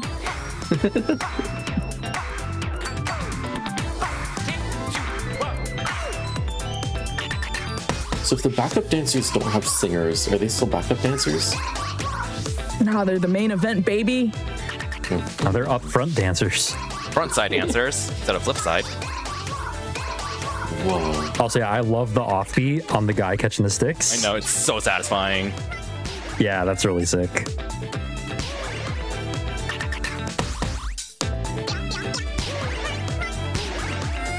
One thing I love about the Rhythm Heaven series in general is, like, outside of remixes, like all the games leading up to it, every game has a practice session. Like, it introduces you to the mechanics of that unique game, teaches you how to play, gives you feedback if you're not doing it right, and then lets you move on.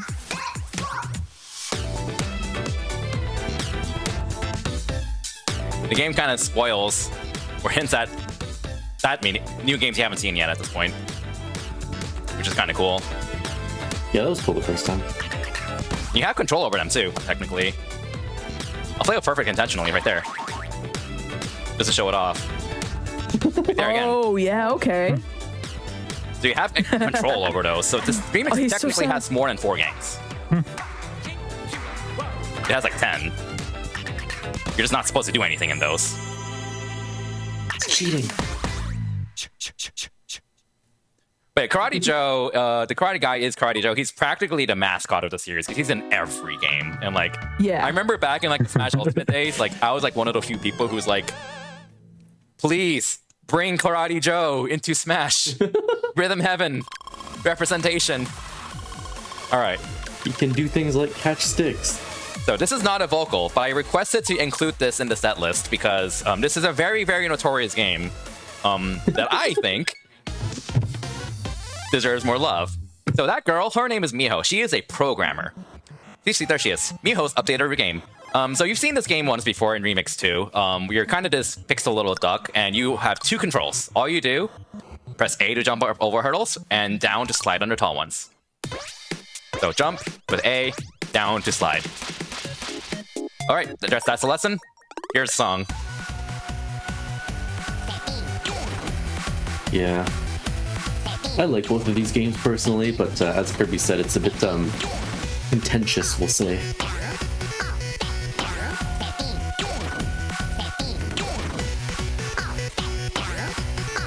Oh yeah, it's got big Bit Trip Runner. Yeah. Yeah. Bit Trip Runner's at least the second game onward, because the first one's really hard for me to like look at because of its color scheme. It's eye strain for me. Bit Trip Runner 2 is really fun. Or Runner 2, I guess is the proper name for it.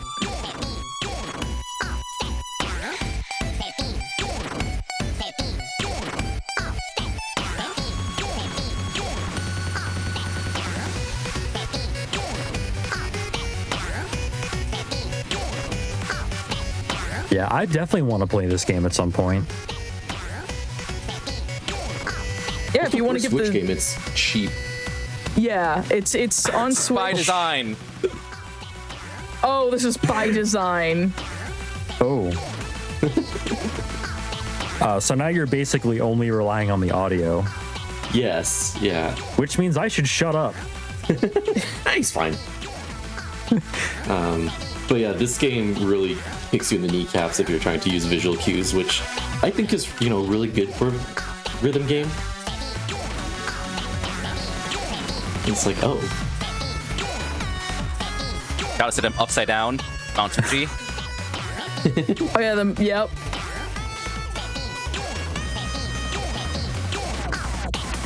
Also, I wonder how many times somebody commentating on GDQ Hotfix has ever said, I should play this game. I mean, even as a host, I have said that so many times to so many games that I have hosted for over the years. Well, I mean, as a host, absolutely. Like, you can't be expected to have played every game that gets shown. That's true. But a commentator? Hey. I mean, when you're asked to blind react. Yeah. But yeah, that's considered one of the hardest games by a lot of casuals. And like the trick to that game is that, as Cool said, do not use visuals. Like, my advice to you to use visuals on what to do, but never use visuals on your actual timing.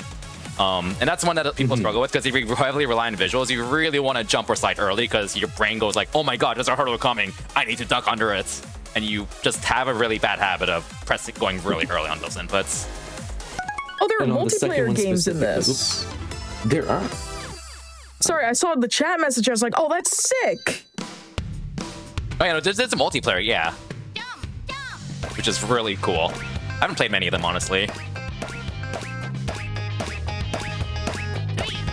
The little bottle dude is so adorable. Yeah, the bullet ball dude is adorable. we're gonna see this jump rope game again because there is a vocal associated with it, but we'll get back to that later. But this is pretty cool remix.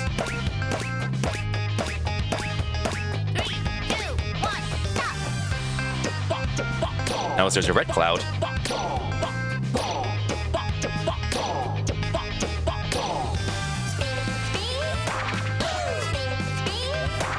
Now they're ladies.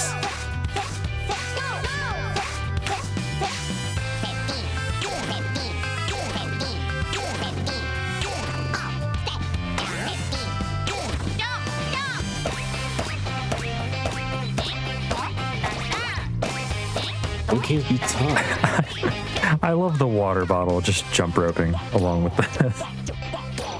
This game is so cute. These little blue aliens just have big no brain cell energy. They don't know they're alive. They don't have no brain cell. It's just somebody else's turn with it. I didn't know they were orange cats.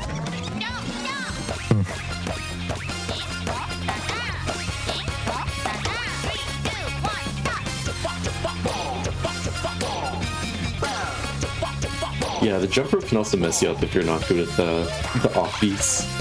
Oh, that was a mess up. Oh well. No.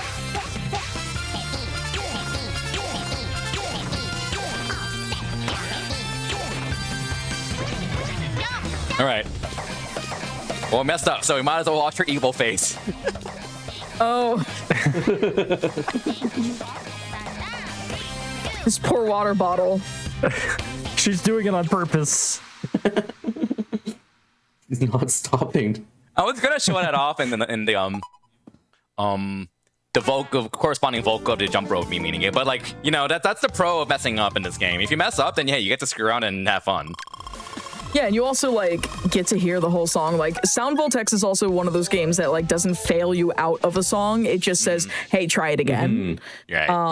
and prevents progression. But like this is the same thing, which I think is awesome. I love this like photorealistic It's great. environment. And All then the right, crabs. So we have seen the crabs before, but the inputs is A for your right arm, right hand claw, and D-pad left for the left one. Also, if you mess up, watch the eyes of the other ones. Most passive-aggressive, judgmental side eye. It's great. All right, so this song is a vocal song sang in Spanish. Español.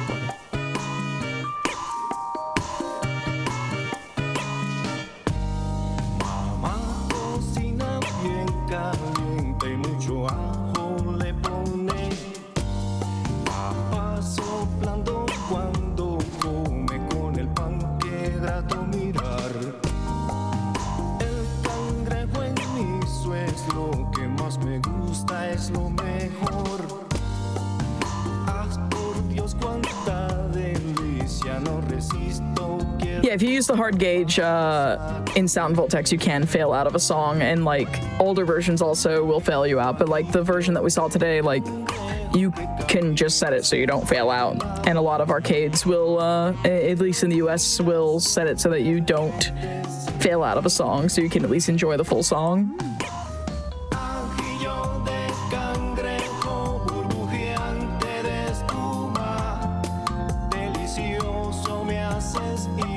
Correct me if I'm wrong, but this song hello? Oh, who put that there? Come on, we're trying to play a game here. Really? Who photobombed? No respect out here. Literally. Bro, I love the way the rhythm plays here with like the like just the gameplay itself. Like it's awesome. Like the green thing. I don't know what to call that. Bean, I think. Yeah, sort of like bean.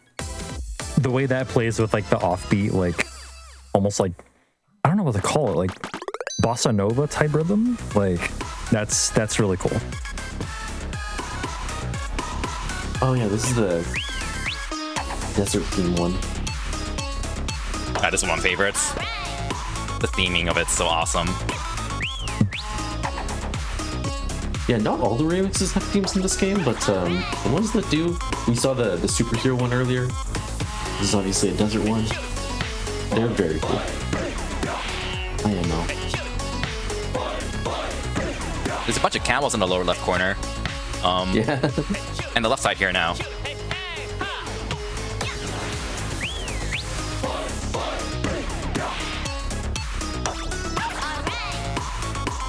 I like how it's messing with you there. It's already cut in. With picture, yeah, picture in picture. You gotta save the world from the asteroids, but also, you gotta catch the frisbee.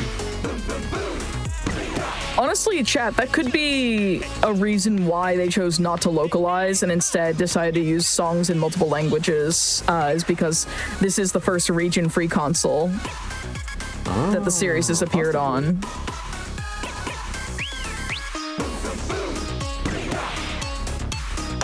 Yeah, I really like the fact that the songs themselves aren't, like, localized.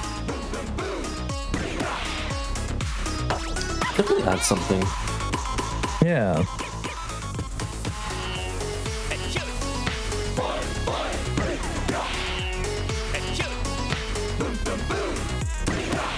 And also, it's not just like Japanese, English, you get French, Spanish as well, which is... Yeah.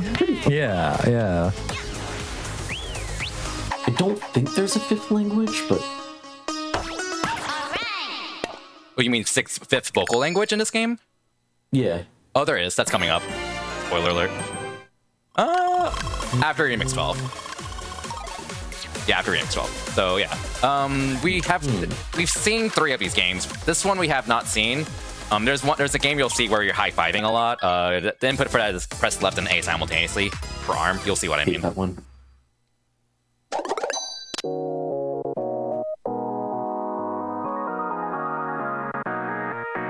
Also, one thing we haven't talked about is night mode, which keeps coming up every time you select a new song. I believe that's like you only have the audio cues to work with. It's basically doing it blindfolded. Kirby showed me what night mode is, and let me say, it's very realistic. It's just like you're playing at night.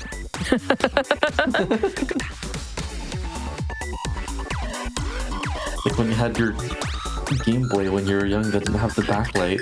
Yeah, it's like you're playing. It's like you're playing your Game Boy at night outside with no light. Yes.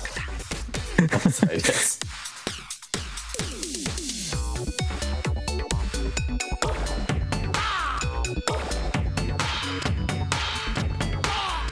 Although the audio fidelity is a little better than listening on a Game Boy.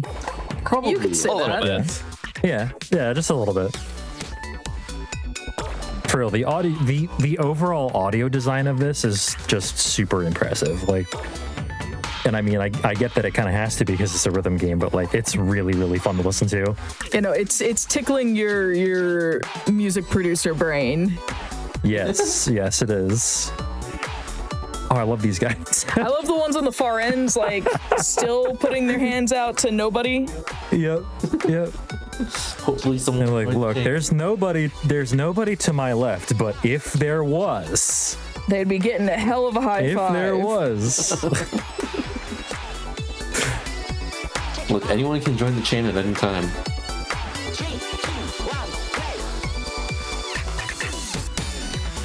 Maybe I should put on a pink jumpsuit and go join. You should.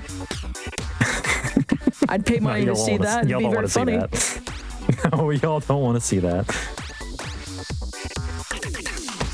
Look, we dressed up as the Tingle Brothers last week. Oh my god, don't remind me. Yeah. Oh, so you already have a pink suit. There you go. I was Knuckle. You were. Knuckles the blue one? Yeah. Yes. I was David Jr. All right. This is the last vocal, I think, besides the credits. And this vocal is sang in Italian. Ooh. And you have one input, A to jump. That's all you need. Oh, this frog. Welcome DS.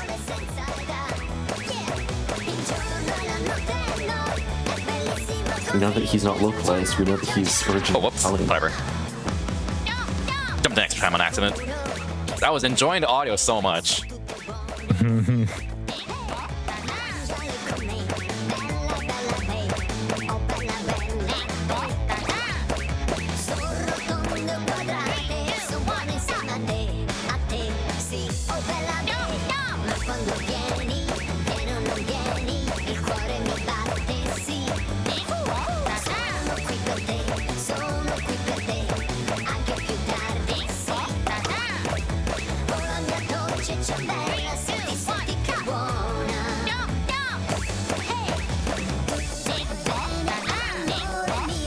Enjoying the audio too much failed many a perfect attempt for you. Yeah, that'll happen.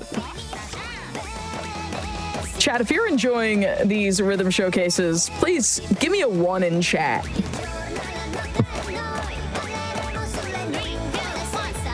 Yeah, they made the music too good in this game. 0 out of 10, unplayable.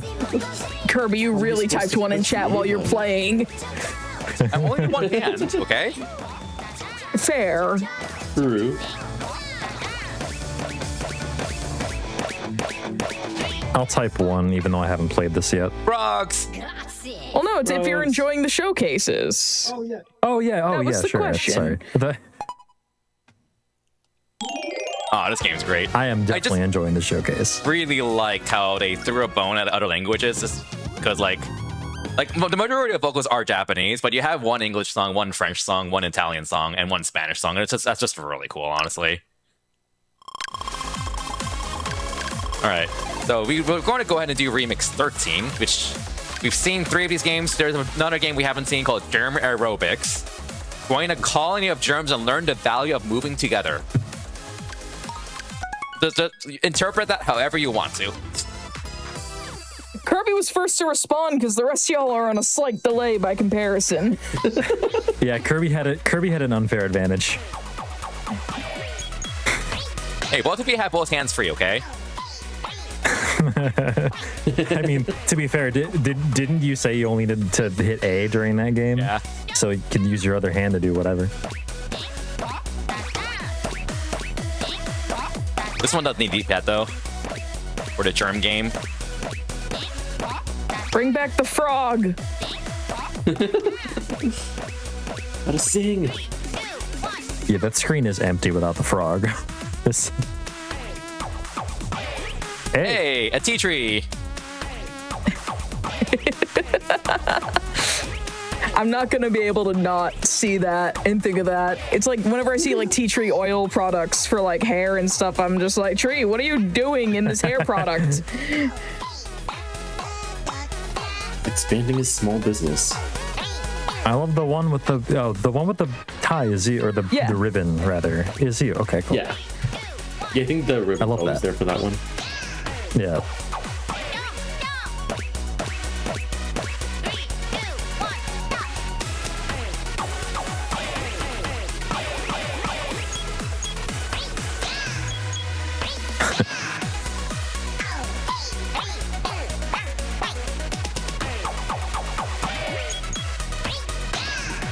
Now we just need someone to be a cocoa tree. Or a cocoa pod or something. A cocoa puff. This game is awesome. I like how they chose all I think words where the A is silent in the word. I didn't think about that. That's true. Soda? Oh, yeah, soda. I mean, soda can have a silent A. Soda. Yeah, I forgot about soda. But yeah, tea and cocoa. I didn't think of that. I love the Buffman in the lower left corner. Yeah.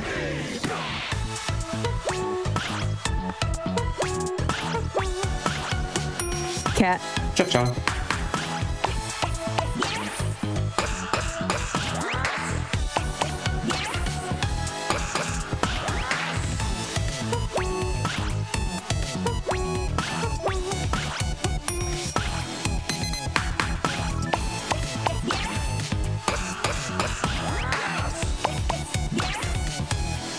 Hey, it sounds like we scream for it in this game.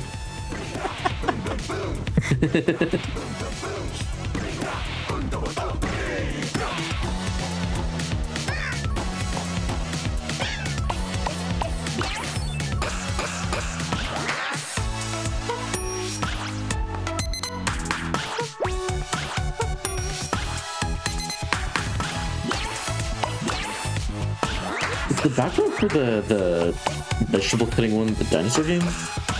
What about the veggie game? The vegetable cutting game, the window. Is that the dinosaur game, or am I just seeing things? It's technically from the wrestling game.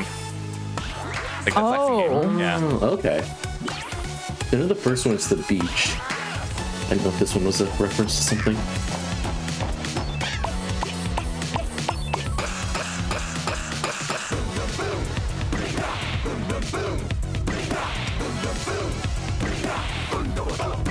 We saved the world from meteors. Let's go. Woo. All right. Thank you for saving the world. Yep. Also, I have heard, in a general sense, if you pick this game up, you can play it docked. It is generally better. You have better latency when you play it undocked. I can get Yeah, or with headphones. remix, but yeah, play it as handheld. Oh,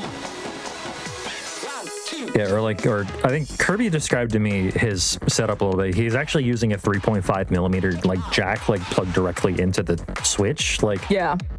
with a splitter that's going one to OBS to stream and one to his headphones, just so that he doesn't experience any sort of unnecessary audio latency. Because you can imagine how much audio latency would be detrimental to what you're trying to do in this game. Yes. Or any other rhythm game for that matter.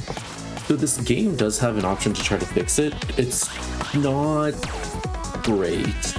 And also it's forced on you, which Yes. makes the setup only good if you can get the other part right as well. So unless you're trying to stream it, just playing handheld is probably the way to go.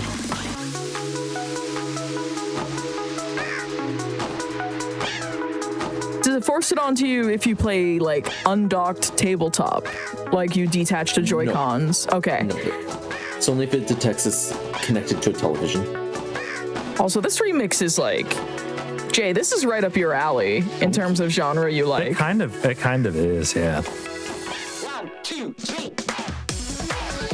Check it out. This is one that you would write.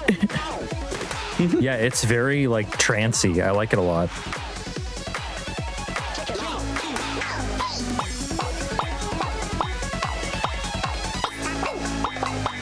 And this version of the germ aerobics reminds me of a particular level in Tetris Effect. Oh my god, it's so true. I see it. Yep.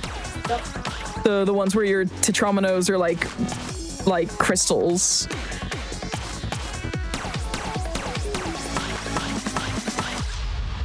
Yeah, that's a really fun remix. So you did bring up night mode. I'll get into this really quickly because I might as well explain it before we get into the last 5 remixes. But basically, how a perfect works in this game is you will randomly get an opportunity to get 3 chances to perfect a song as you play the game. If you don't get a perfect in those 3 chances, you have to wait until it comes back around again, basically. Okay. You can only do that. You can only have an attempt at a perfect if you got a gold medal in that song. After you get a perfect on the song, you'll get a P with a pink heart with a P on it. You don't see any of those on my screen because they're a rainbow. What is a rainbow P? Well, after the first time, I believe you can only start going for these after you've P'd all 80 songs in the game. But once you do, if you get a P, per song. Once you pick a song, you can say go for perfect. If you get this successfully 3 times in a row, then you will get a rainbow P. So yes, I have perfected all of these songs 3 times in a row each. Once you've done that, we get it. You're good at the game. We get it. When you can play night mode, which is ridiculous because that's basically blindfolded mode. And if you get a perfect in that, you get a star, which is I spent way too much time on this because this game's fun. But yeah, I learned about this by myself. I was like, what is this counter that the game's showing? Oh no, game, no. But because of that, I got kind of really good at this game because it kind of forces you to get really good at every song. So, Umbrella Dudes. Meanwhile, I'm still trying to get the medals, but we'll get there. This is the slowest song in the game, I think. Cat. Photorealistic cat. It is a cat watching the flexing dude. I love it.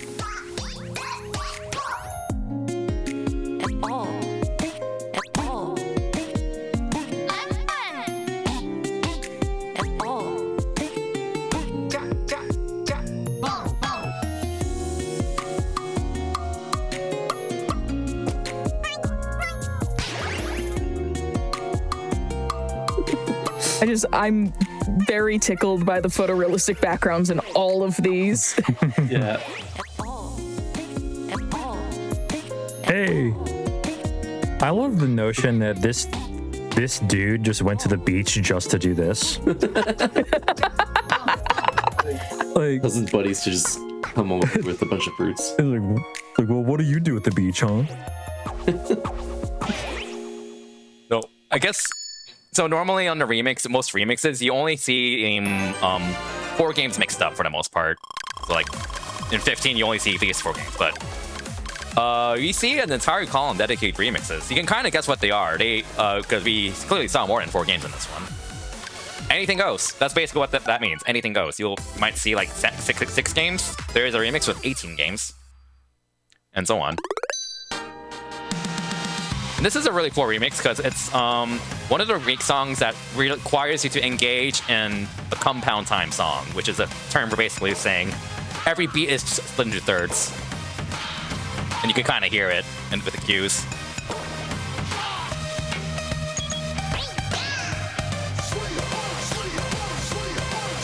Probably the hardest remix in the game for me, too. I could see that, yeah.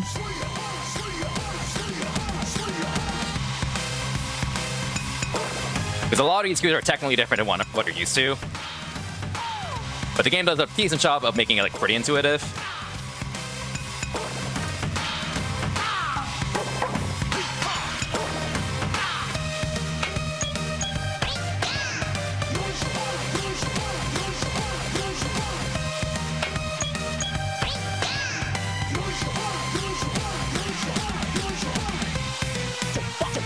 These clouds suck, by the way.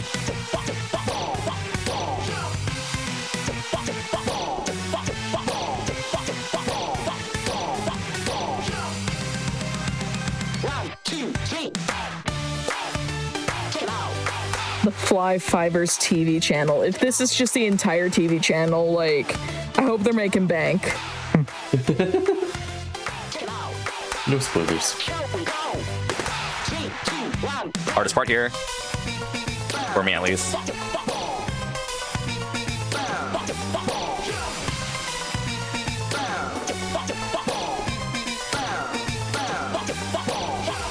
Okay, got it.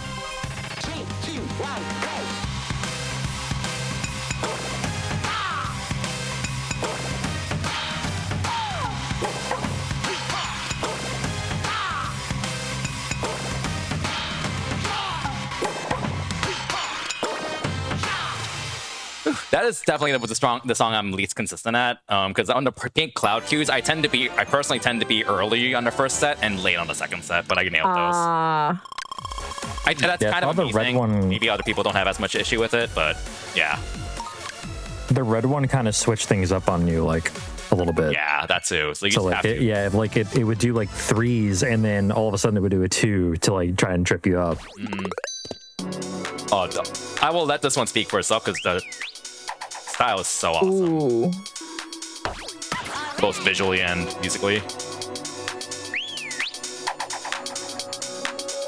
Also, chat, yeah, if you missed Sound Voltex and you want to go back and watch it, it will end up on YouTube in a week or 2.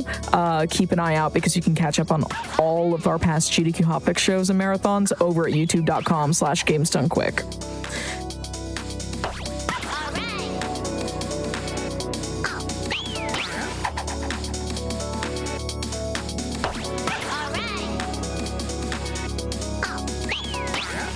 This is sick.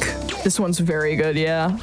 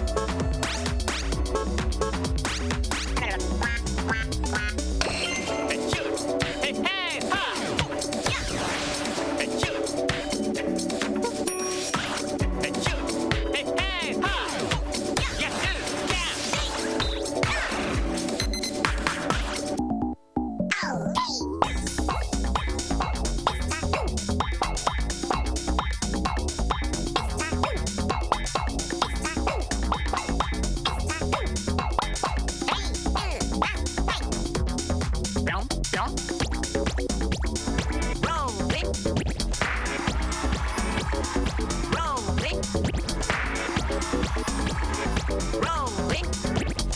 Rolling. 3, 2, 1.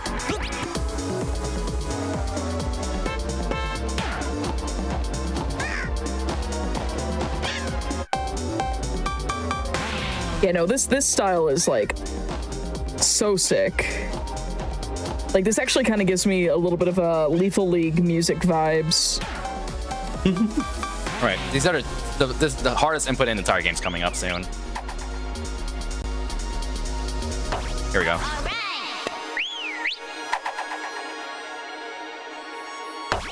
Got it. That is the scariest input. Nice. There's no music at all. It is so evil. But I got it. Alright, so you have 2 more remixes left. This remix is also like top 3 in the game for me. I don't know, I just love the jazziness to it. And it's also has so many fun games in it. Game for chat. Count how many different games there are in this remix.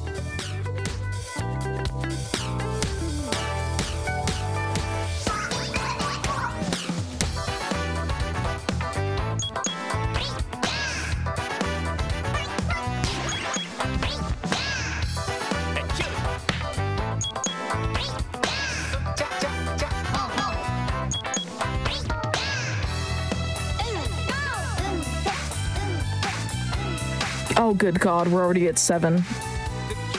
Oh, good. I lost count already. 8?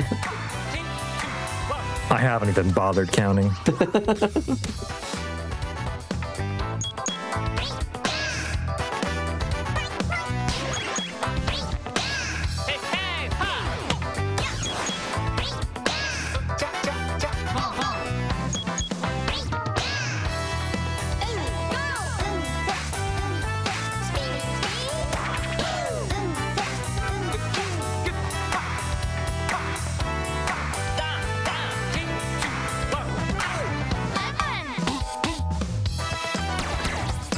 Nine? 10? 11?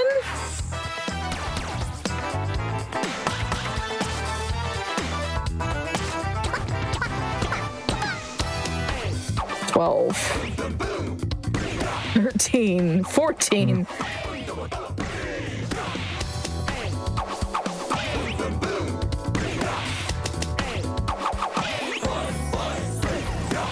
Sewed. Old. 14? Is this 14? I think this is I 14. don't think we've seen this one previously. Yeah, I'm just trying to remember what my previous number was. I think it was 13, so this is 14. Or maybe it's 15. This is definitely another one.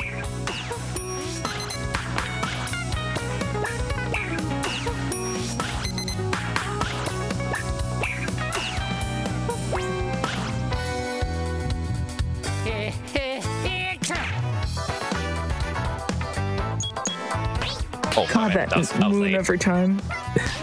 Had to have one last appearance from the Sneezy Moon. My brain just turned off. All right, that's okay.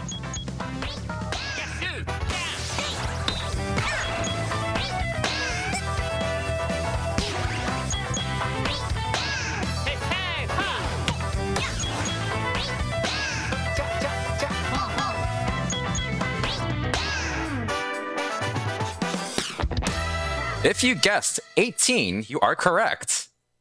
That's what I counted after someone confirmed I was on 15 earlier. Yeah. Chat assisted answer.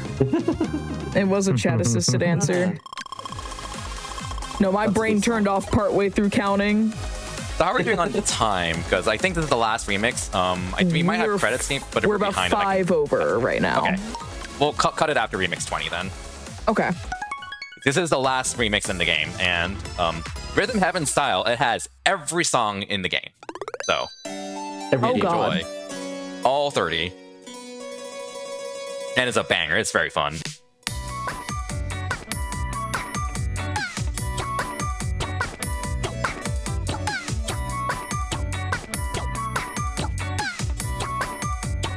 Chat, if you've enjoyed this, please follow Kirby Master at twitch.tv/Kirby Master, and also subscribe to his YouTube because he posts really awesome Rhythm Heaven stuff, along with, you know, speedrun ILs, does a lot of Sonic handheld stuff right now.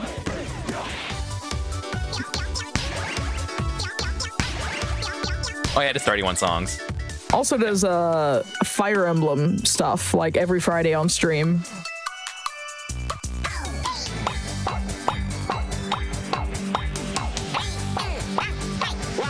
Yeah, follow Kirby and press 1. Yes.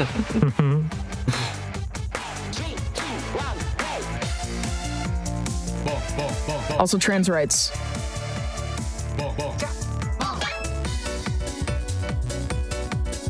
That's fun.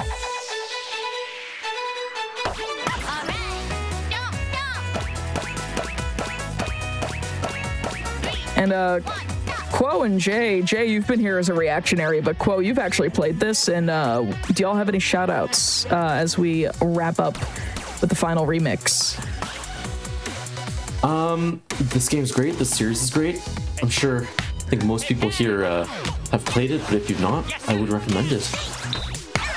I've only been introduced to the series relatively recently, a couple months ago.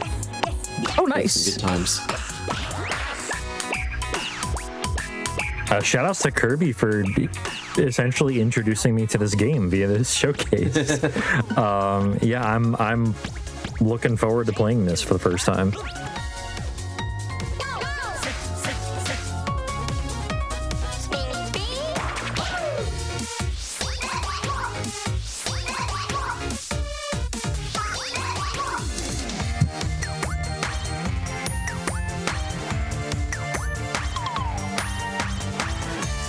Didn't see this one before. No. Yeah, we hadn't seen that one. It's a credits game, yeah.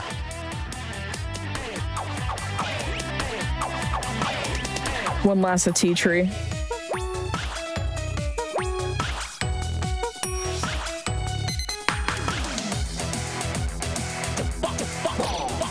The pink cloud's just vibing.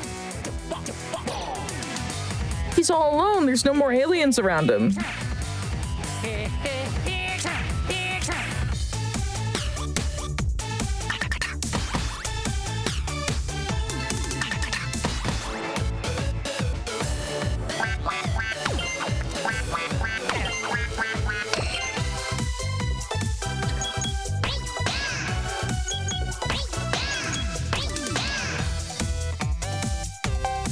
Yeah, chat, please stick around after this showcase because we have one more game for you tonight. So don't go away.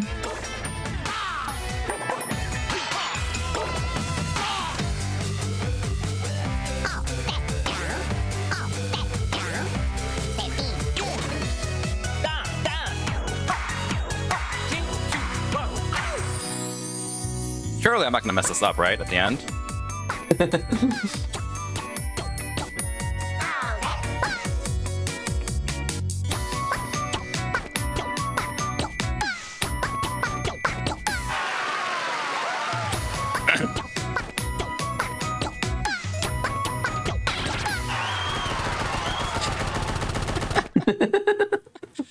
I can't resist. I couldn't resist. You just had to.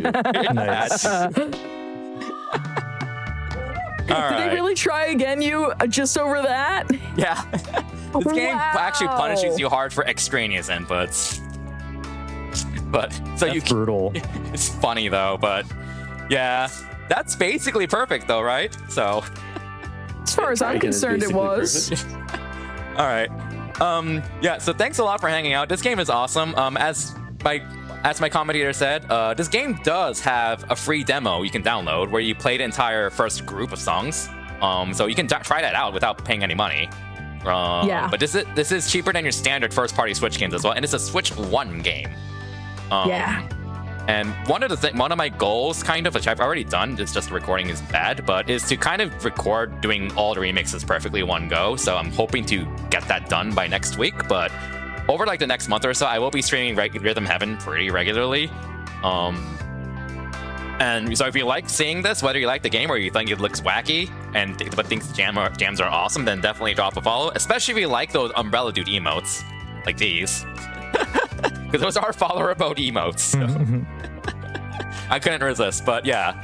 I do want to give a quick shout out to Amber for hosting this in the first place, for this rhythm showcase. That was my passion project, working on this game, basically. And thanks for Quo and TGH for hanging out and vibing and reacting to this and having a good time with how ridiculous this silly game is. For sure, it's a really fun time. Yeah. Yeah. And Thanks for inviting me. yep, I think that's all I have to say. So yeah, thanks a lot everyone for watching, and thanks for having us.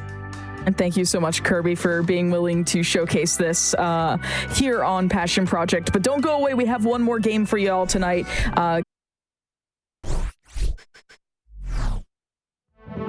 All right, everyone, welcome back to the Rhythm. I almost said the Rhythm Heaven special. This is not the Rhythm Heaven special. It was a bit ago.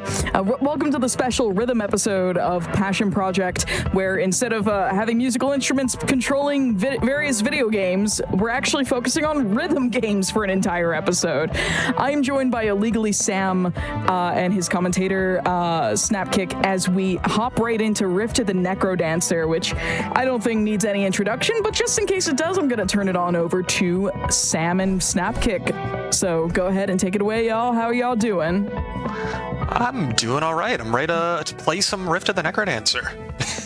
Yeah, ready to see some sick moves. Yeah, so for anybody who has not seen this game before, because, you know, it's an indie rhythm game, those don't always make the rounds as far as they should.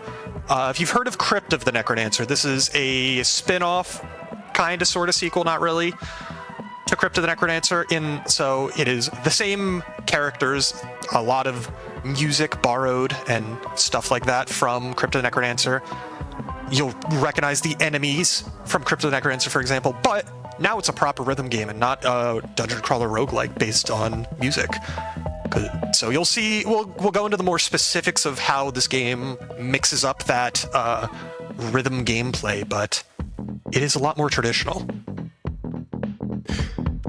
Yeah, it copies or rather shares a lot of elements from the original game in like the note design. You see a lot of shared elements and also just the music as well, naturally. But yeah, it shares a commonality in that the music is very, very good. It's a good element. But I figured we've got an hour of music to jam to. We could talk during that. So let's go ahead and get started with the first song here. This is Amalgamaniac by Alex McCullough. We can get started in 3, 2, 1. Let's rock. Good luck, have Let's fun. rock.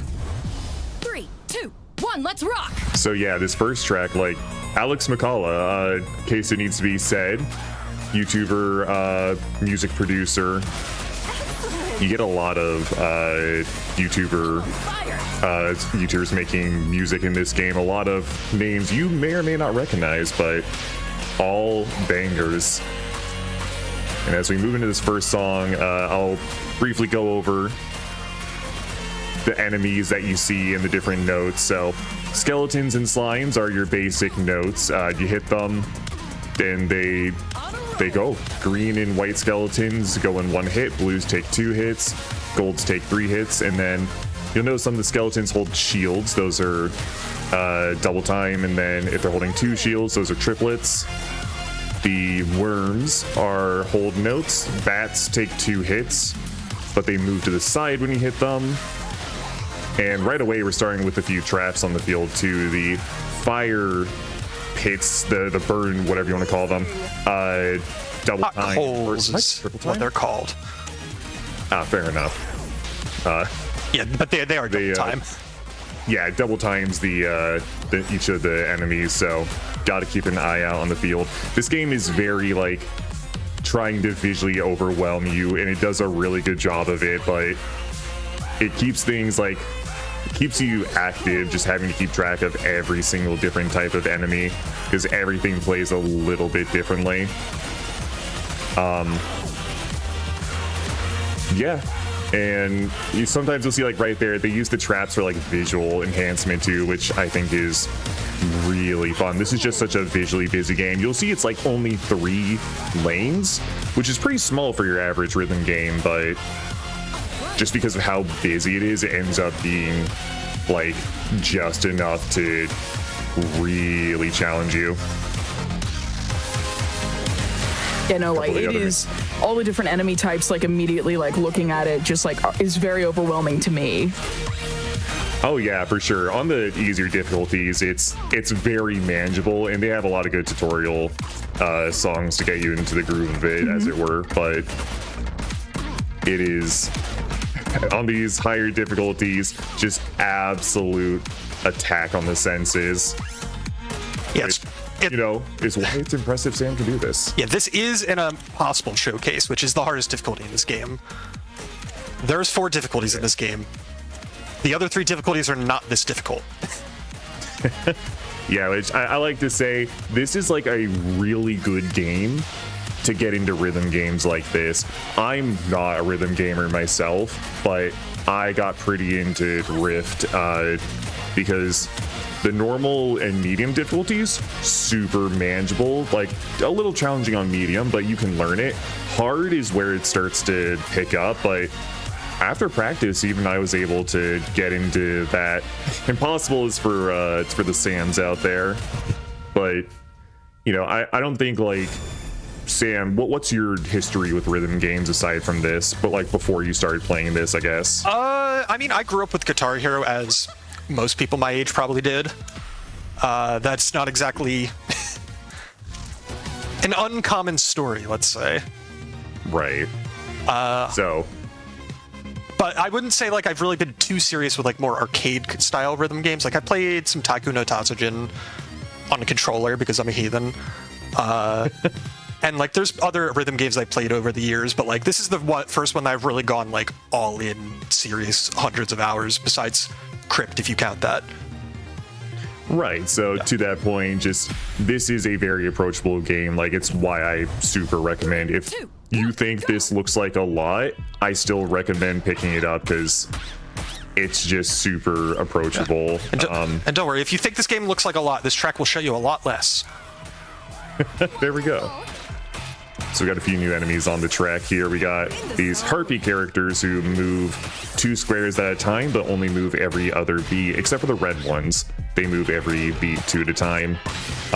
We got those skulls who, when you hit them, will burst into skeletons on the 2 tiles the skull was not on. Okay.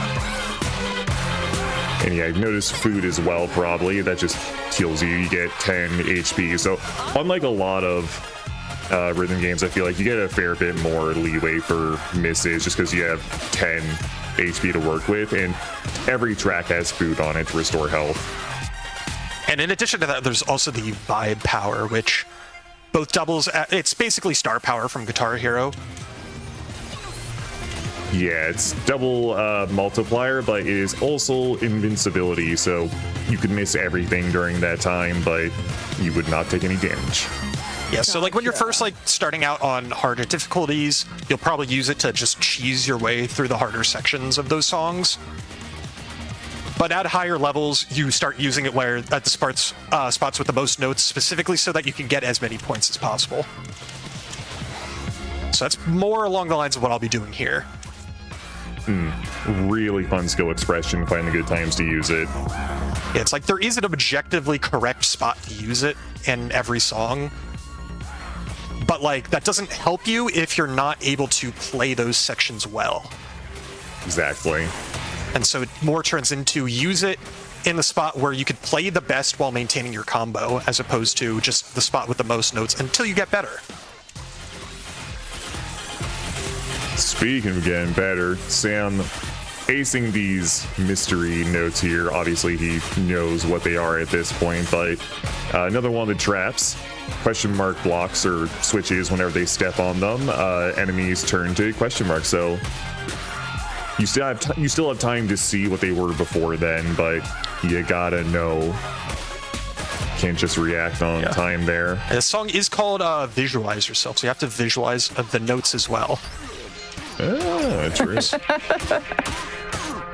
Dealing with some zombies here. I hate these guys. So they jump diagonally, just like left and right across the field. The red ones will warp from left to right. The green ones will bounce against the walls. Also, speaking of I hate, armadillos.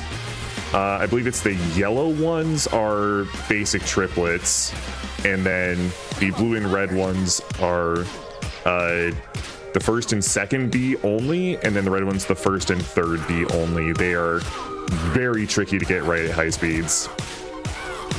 I mean, sometimes the funny thing is the blue and red ones are easier just because there's less notes than the yellow ones at high speeds. Yeah, fair enough. And this song ends off pretty peacefully, as we just have some long held notes.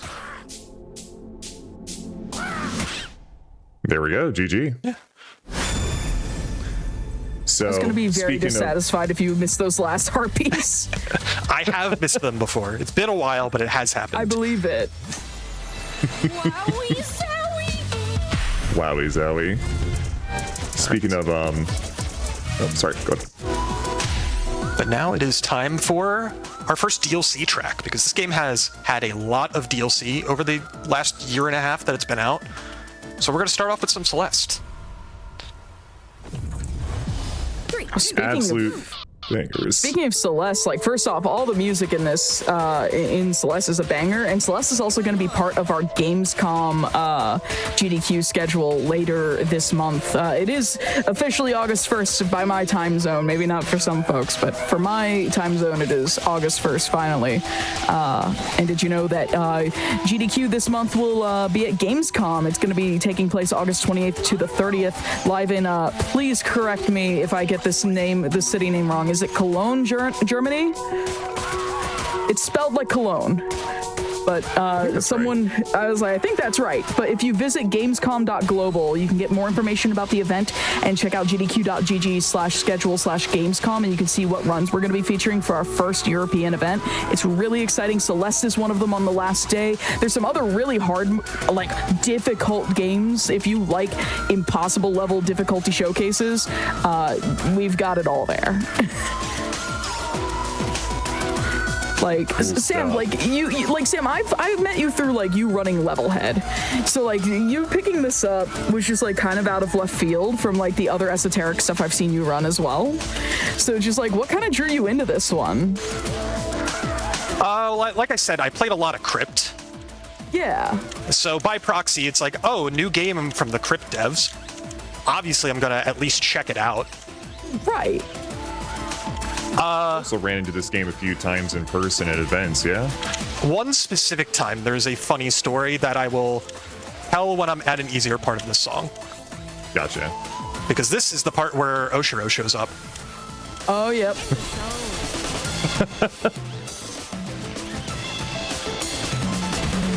Oh yeah, I'll talk briefly too about the shadows you can see below the enemies. So real simple, circles are on beat, diamonds are off beat, in between, and then the star ones are the wild cards. They can just show up anywhere, anytime. You have to react visually to them.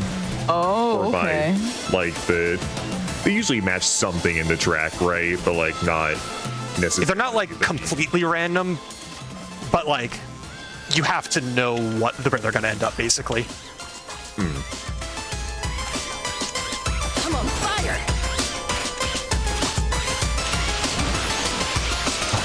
That series of bats there is crazy. You can see there's, like, multiple on top of each other. So something that's basically necessary to do at high level is the controls for this game are, you know, arrow keys, obviously one way to do it, but you can also do AWD. So at some higher level stuff, especially if you get into, like, the really crazy custom tracks, of which this game has a track maker and has uploads on the Steam Workshop, very fun stuff. A lot of times you'll have to use both at the same time, just because the notes are stacked up in such a way that there's not really a feasible way you could hit just the one key that fast.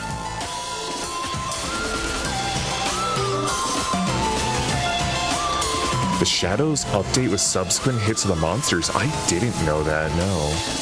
That's cool. I'm not convinced that was always there, because I only noticed that recently. Interesting, okay. I'm convinced they added that, like, with one of the recent DLCs. Huh. I don't actually know if that's true, and I'm just, like, gaslighting myself, but I'm gonna believe it anyways. I mean, we had you do an Impossible showcase for PAX East earlier this year. I was part of the games committee for that, and I just remember, and also with this show, just every time you've had to do a showcase for this game, DLC has come out, like a new collab has dropped. Yep, and this week was no exception because we got the Among Us collab song this week. Which, that's a thing. They know when you're playing. Oh, I was 20,000 points off a high score. Darn. Dar. All right. Now we're back in the realm of Alex McCullough with another original banger. And I'll tell the story I have about this game with myself. So it was at AGDQ 2024. That was my first GDQ, actually. I was just sitting in the practice room one day watching some people play some games, and I was wearing my Crypt of the Necrodancer shirt. And Kevin from Power Up Audio just came up to me and asked, like, hey, I see your Crypt shirt. You want to come play Rift? This was a year before Rift came out, by the way. Oh. He just had a build, like an old build, like, it was a very jank build because it was kind of impromptu, him setting this up, but it was a build of the game in development, just in the back of the practice room set up that people were able to play. Yo, huge shout outs to Kevin Regami. I haven't seen him in years, but like, he's delightful. I love Kevin so much. So yeah, not only did I get to play the game in the practice room at AGDQ that year, one of the songs that I played was one that had not been released publicly yet. So for about a week after the event, I had a song stuck in my head that I couldn't listen to. Absolute torture. It's like when you only have partial lyrics of something stuck in your head and you don't know the name of the song. Or the rest of the song, even. We got a new enemy type here, these bladed knights who will come down the track to different spots depending on the notes. They'll then charge up and immediately next beat you have to hit them. So they're one of the big examples of you can't just be looking like a square or two ahead of you. And they make like a very distinct audio cue when they're coming, but you still have to know exactly where they are. It really keeps you focusing on the whole track. On a song like this that's this high tempo, it kind of just helps to like know the song and think about where they would place it as opposed to like actually trying to follow them. Right. Because this is one of the highest tempo songs in the game at 260 BPM on Impossible. We're at that full wave right there.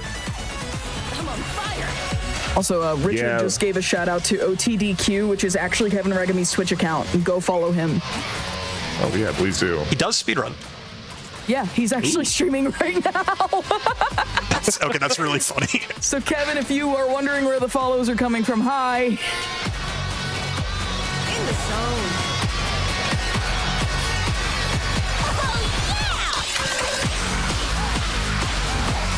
So thinking of having to just know where the Blade Knights are coming from, me and Sim were talking recently about like, there's a really good practice mode in this game where you can just go to specific sections of the song. If you look at the top middle of the screen, that's where like the bar is how much of the song you have left and the numbers, the beat. So if it's like, okay, I know from beat 303 to beat 400 or whatever, I struggle.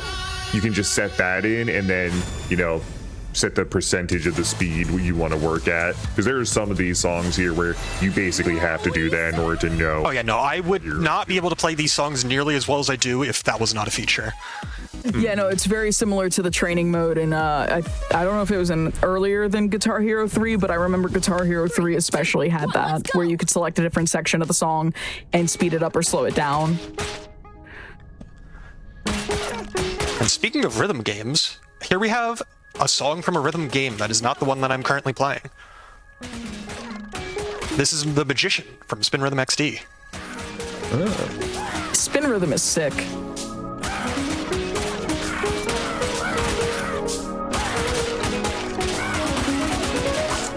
I need to look into that one. I don't think I've actually heard of it before. Rift. Okay, that's a lie. It's on my wish list on Steam. Yeah, I was about to say, I think you have it wishlisted. Because every time I play it, I see it's like, oh, one of your friends has it wishlisted. Yeah, Spin Rhythm's one of those games that if I had infinite time, I would have found someone to showcase it for this episode.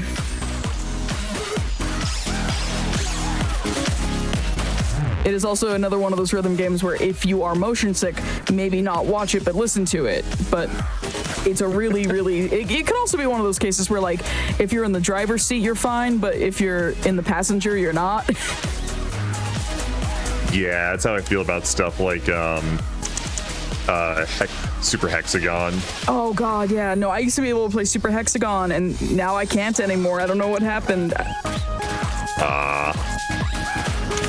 Oh, that was a cool little bit right there. So, yeah, the tempo of the songs can change to match the music, which, again, shout out to custom tracks. I played one yesterday that was just one of the songs that's already in the game, On and On, but they called it On and Off. And just every so often at random, the song would come to basically a complete halt for, you know, could be 5 seconds. I think one time it was like 30 seconds, then suddenly it speeds up and hits you again. Oh my God. Really funny. I was losing it just because I would suddenly get jump scared by the slimes that were right in front of me. Almost there they go.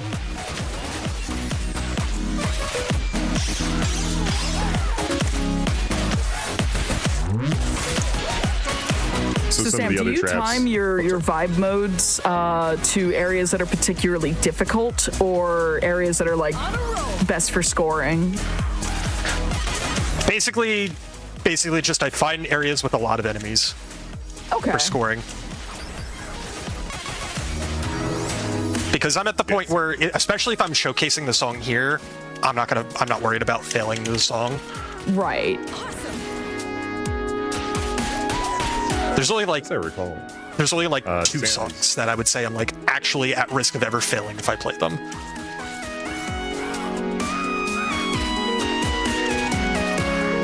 I'm on fire.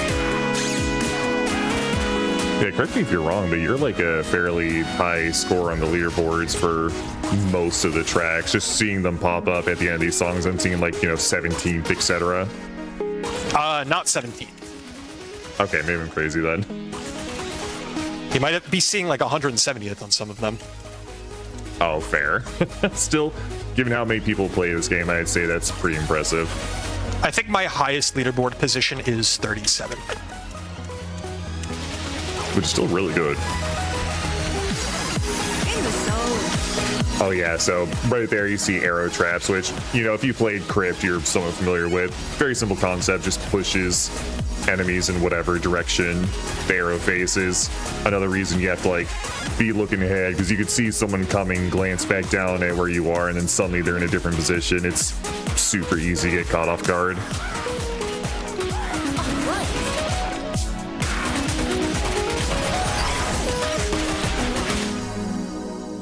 Nice. Dropped the combo at the end, but that's fine. I dropped the combo a few times in that one. That one's a bit tricky because it's got a lot of weird beats to it. Oh, yeah. But that's okay. Speaking of songs that I have actually a pretty good leaderboard position on, it's time for a song from the OST Volume 2 DLC, which is the first DLC that added new original music from all of the composers for this game. And we're starting with Inside by Danny Baranowski, featuring Danny Baranowski on vocals. I'm so glad Danny's still doing indie game music, or just music for games in general. It's got a really good track record going, for sure. Oh, absolutely.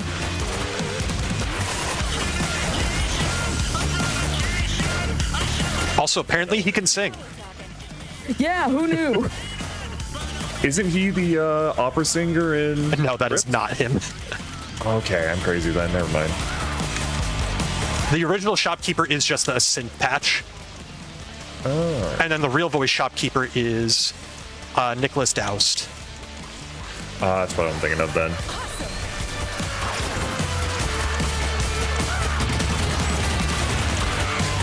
All right, right there. That's a really good example of you have to use both arrow keys and WAD, because correct me if I'm wrong, but that was like 2 sets of triple shields directly on top of each other. Yeah. They were technically alternating, but yeah, I just use input methods because it makes it easier. No, that makes sense, honestly.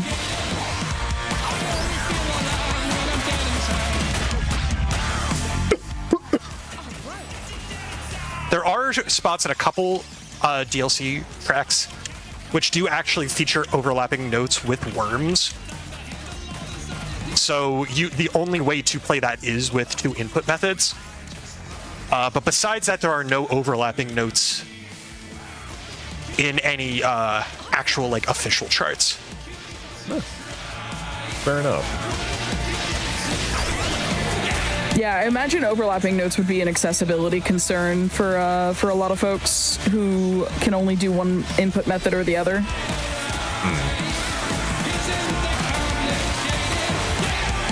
the zone.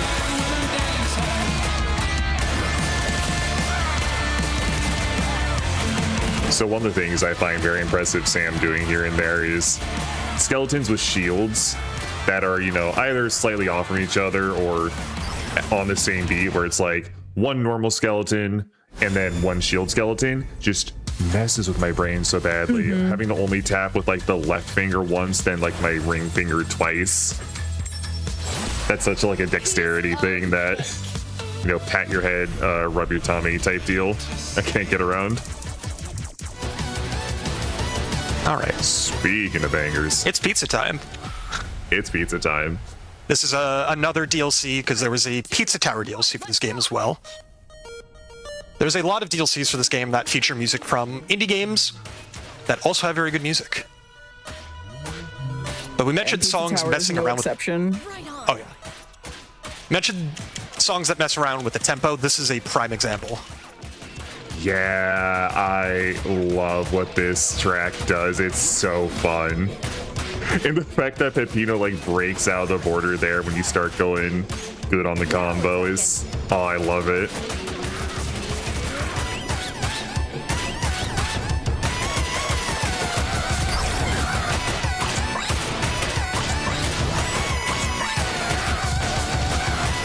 I'm on fire.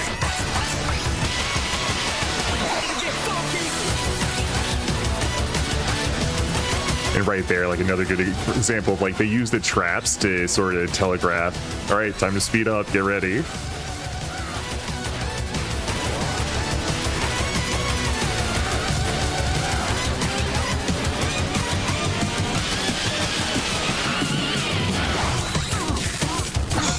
The fire zombies, I hate that. The fire zombies are messing with my brain.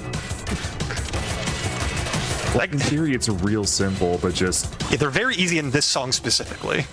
Yeah.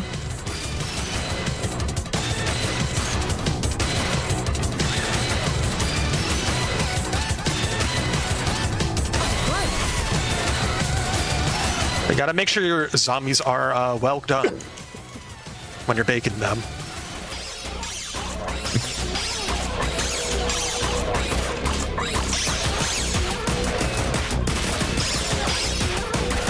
Like, I love how this, like, mechanically, this game takes so much from Guitar Hero, and that's not, like, a derogatory thing or anything. But the RPG, like, monster fighting elements of it makes it so that, like, your notes are, like, they're visible, they're all visible on the track, but they're not in the same way that Guitar Hero would be. Like, Guitar Hero has every single individual note charted, whereas, like, the enemies taking different types of hits or like multiple hits is how they chart it out here. So like it's messing with my brain. Yeah, it's a very particular skill set that I feel like you don't see often in straight up rhythm games like this, with the exception of like I had the name of the game in my head 2 seconds ago and I lost it. Back to that, it's like a side scroller rhythm game. Playing out there. Anyways. Nah, it's like a straight up rhythm game that I'm blanking on. But also speed up with the traps. Yeah, there we go. You're running out of time, Sam. Better hurry up.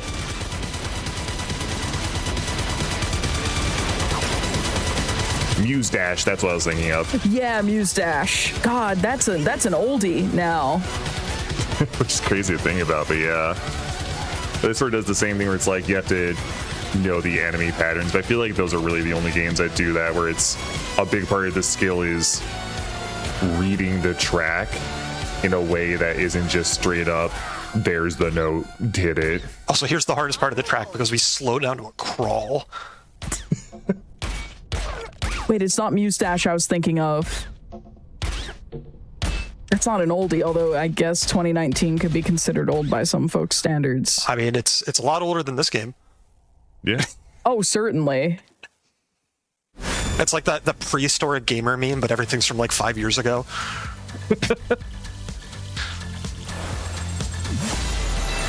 Oh, new high score. I'm back in the top 50 for that. Yeah. I'll take it. That didn't even feel that good, but I'll take it.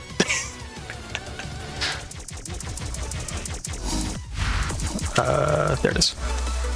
Speaking of indie games with good music that are DLC in this game, Valhalla. 3, 2, 1, come on! Not a rhythm game or anything like that, but it has very good music. So it's time for Digital Drive. One of my favorite things getting any of the DLCs in this game is also just seeing the different sprites and their reactions, because they have the 3 different states. Their normal state, you're in a good combo state, and the state when you have like, I think 2 or 3 health left. So just fun seeing it, because the character art for this game is all really, really good.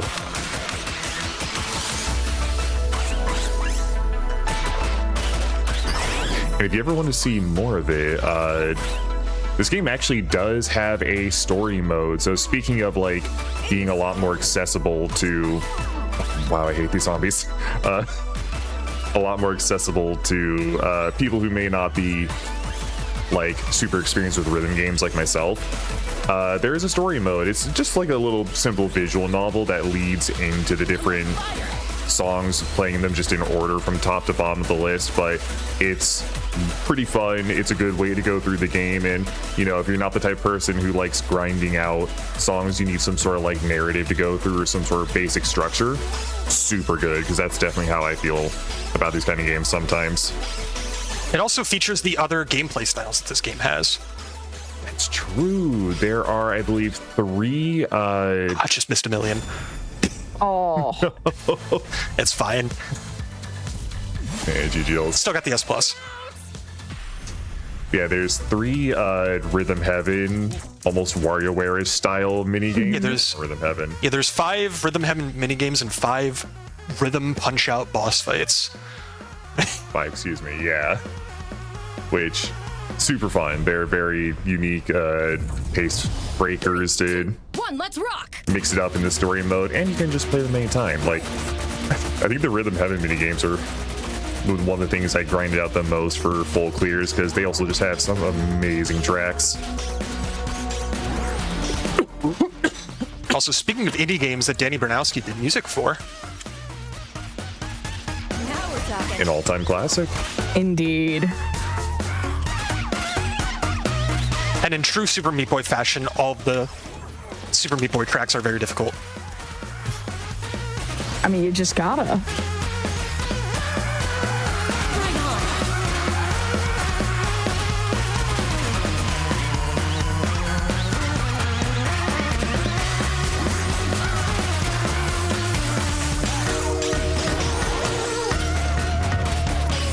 Oh, and that slowdown is mean. Oh yeah, this song messes with the tempo quite a few times.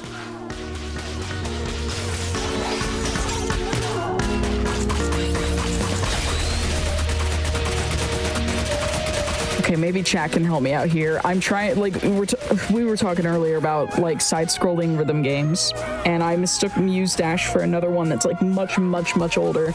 It was, like, when Steam was still relatively new, so it was, like, in the 2010s. and indie games were starting to take off, and there was an indie game where you played as a silhouette, like it was like a minimalist art style girl with headphones, and it could use your music on your computer I to know generate exactly charts. what you're talking about. And Melodies Escape. Melodies Escape, thank you! Oh, I got a sequel, huh?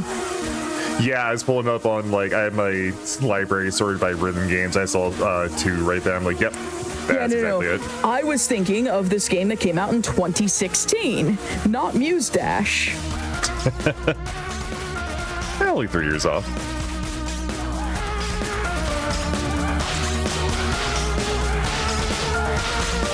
Oh, the sequel came out technically last month, but like June 12th. Huh. Yeah. I haven't played much of it, but it seems pretty fun. Like I just remember the trailer on the Steam page for the original Melodies Escape had a song that I was just like, yo, this is a banger. No, it's not Geometry. Geometry Dash has great music. Do recommend. It's on a bunch of different platforms. But Yeah, the best song is the one that's in Castle Crashers. Yeah. It's just funny that Jumper is in both of those games, and I know it from Castle Crashers and not Geometry Dash.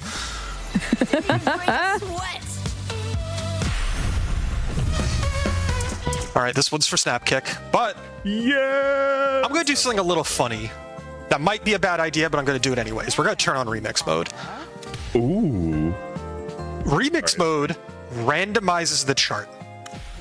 Oh my god. 3, 2, 1, bring So it this is on. going to be entirely fresh here, but yeah, this is one of my favorite tracks in the game personally. Anything by Sam Webster and Nick Nosbaum is like just gold to me.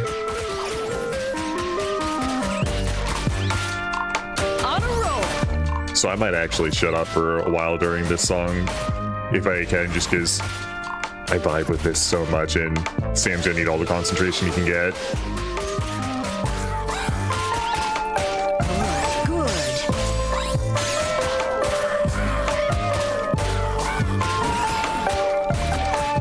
I mean, even if someone has done a full remix mode showcase, that shouldn't stop you from also trying to do it for events or Hotfix or anything like that. What? There's enough room in this world for multiple rhythm game showcasers of the same game, I promise. Absolutely, and who doesn't want to see more Rift?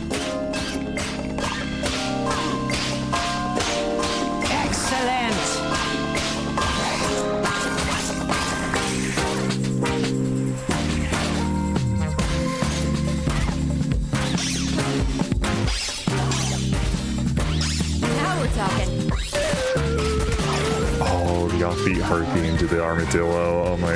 Oh my goodness. Yes.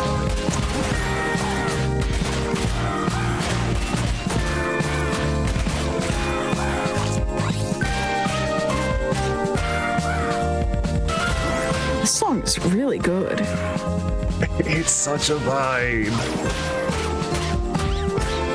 All of Sam Webster and Nick Nosbaum's tracks had this sort of like ethereal, I don't know what you want to call it exactly, very synthy. It's lo-fi. Vibe to it. Yeah, lo-fi, there you go. So I don't know if lo-fi is usually my kind of thing, but just I absolutely love their tracks.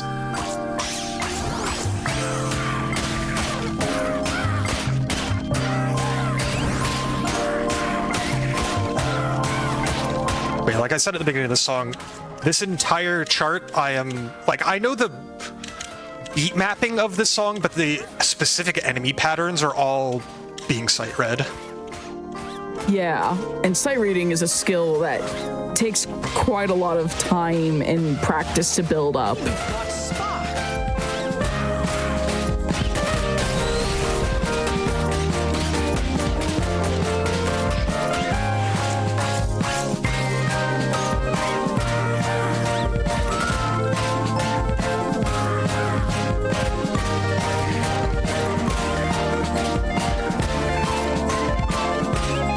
The fact he's reacting those heartbeats is probably one of the most impressive parts of this to me, just because, yeah, they skip ahead, and the red ones in particular, you get 3 beats to react to them while you're also trying to juggle everything you can see in front of you.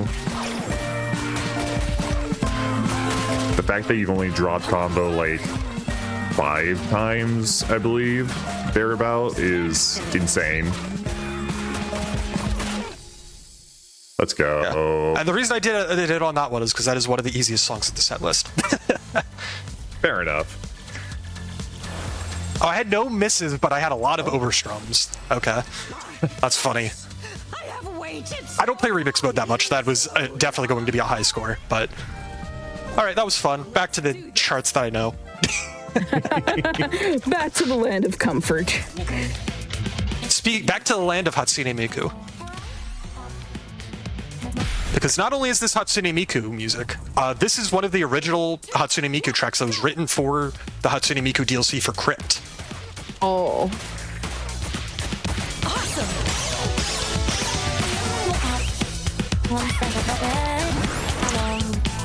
Which, yeah, Crypt in particular is also just an amazing set of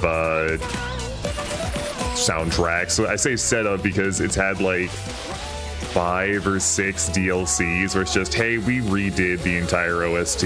Enjoy.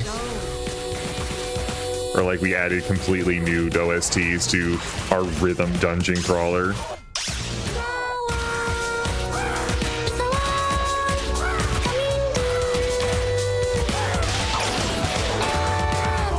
And missed out on the vibe. I'm not gonna get as many points. I'm sorry, Sam. We have to end the showcase here. Your high score is not good enough.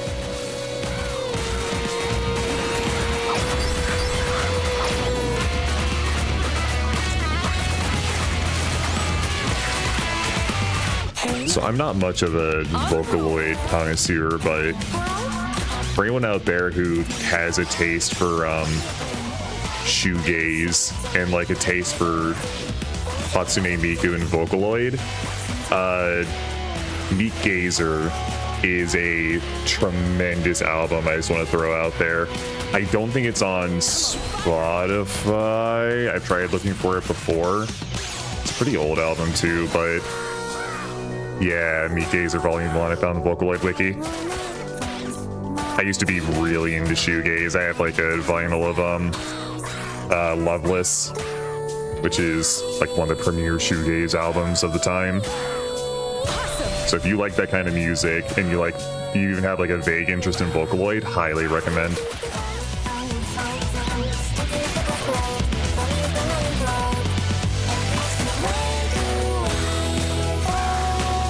Sorry, I'm jamming out. Like, this has just been such a fantastic night of banger after banger this whole night. Okay, I still got a million points. Yo. Nice. It's like my high score in a lot of these songs are FCs, full combos. So I am very much not matching those when I am dropping the combos during these songs, but I am still getting good scores. So I'll take it. Yeah. And now for my favorite song from the OST Volume 2 DLC. This is A Banj After Midnight by Josie Breckner.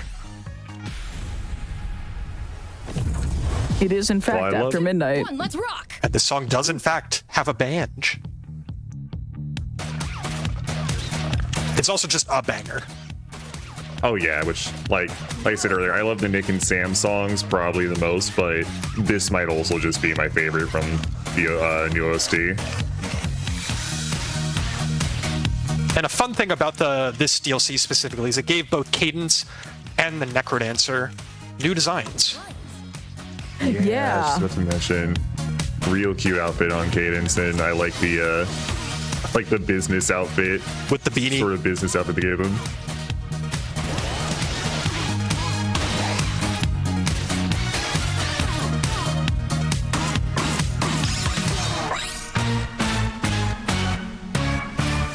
Like, I am digging the like blue to teal tips in Cadence's hair.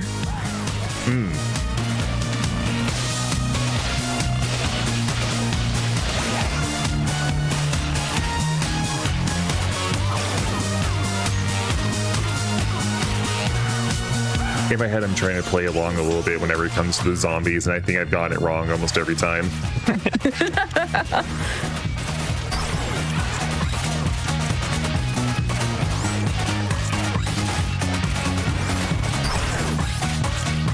Now we're talking.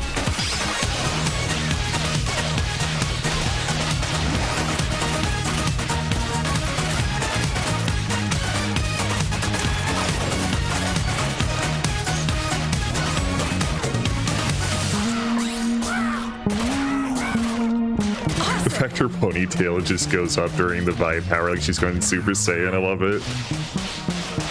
I mean, that's what gives her the bonus points.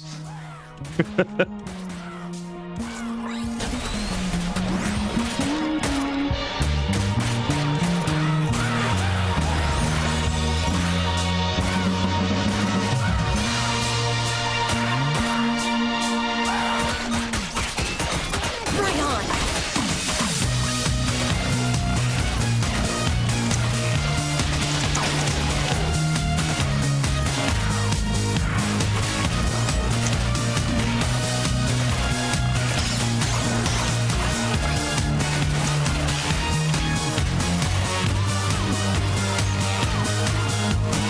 On a roll.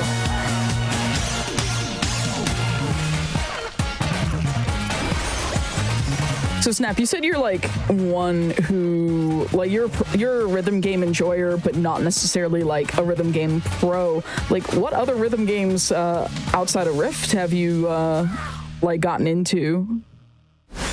Like I mentioned earlier, Muse Dash was one I was into for a little while. Did you see? I haven't played too much of it, but Dead is Disco, when that fully releases, is probably going to absorb me. For those who don't know, that's like a action beat 'em up rhythm game, and it has a really cool story mode to it, but it also has custom tracks where I played like the second OP to Nichijou on it, which has like a very punchy, bangy sort of opening. And actually just like high speed punching enemies, so that was one of the most thrilling experiences I had in a while. Otherwise, like Hi-Fi Rush, for whatever that counts, is probably the one I put the most time into, because I did most of a hard playthrough on that going for S ranks. Also, hey, I know this composer. Yeah. Hey, He's been on my show before. Wait, really? Yeah, Family Jewels has been on my show. Oh, that's awesome. He played Super Mario 64 16-star controlled entirely with his guitar. That's right. I forgot he's a Mario speedrunner every now and then. He's That's a so cool. Mario, OT, banjo speedrunner. He's doing a big archipelago thing for charity coming up later this month. I'm on fire. Like Family That's Jewels so is friend of the show. Also wrote some very, very good music for this game. Yes. Yes. And also, did some really a good alternative soundtrack for Crypt as well. Yeah, so not even his first foray into the Necrodancer universe here. He has a handful of tracks on the original OST, and obviously the one here for the second OST. Just also made one of my favorite songs early on the soundtrack for the original was Illusional. Like, probably my favorite non-Sam and Nick song on the soundtrack. Just, I love the chill vibes of that one so much. Yeah. He was also the composer for Cadence of Hyrule, too. Like, he was, I think, the main composer for that game. That was still Danny B, but he did work on Oh, that still soundtrack. Danny B. Okay. I couldn't remember if he was the main composer or if he just did like a large amount of work on it. But no, you're right. Yeah, he was the primary guitarist for the base game soundtrack, and then one of the DLCs featured an entire version of the soundtrack by him. Yes. Just like with Crypt. Just like Crypt, yep. On a roll. So this is technically the first Necrodancer game that features original music by him. Yeah, his original stuff is very good. I've seen literally right after I had him on my show, like the next week, he had a concert like with his Massachusetts-based band out in my area on the East Coast, and I was just like, all right, Jay and I are gonna come up, and it'll be Jay's first metal concert. It'll be great. And it was great, actually. That's so cool.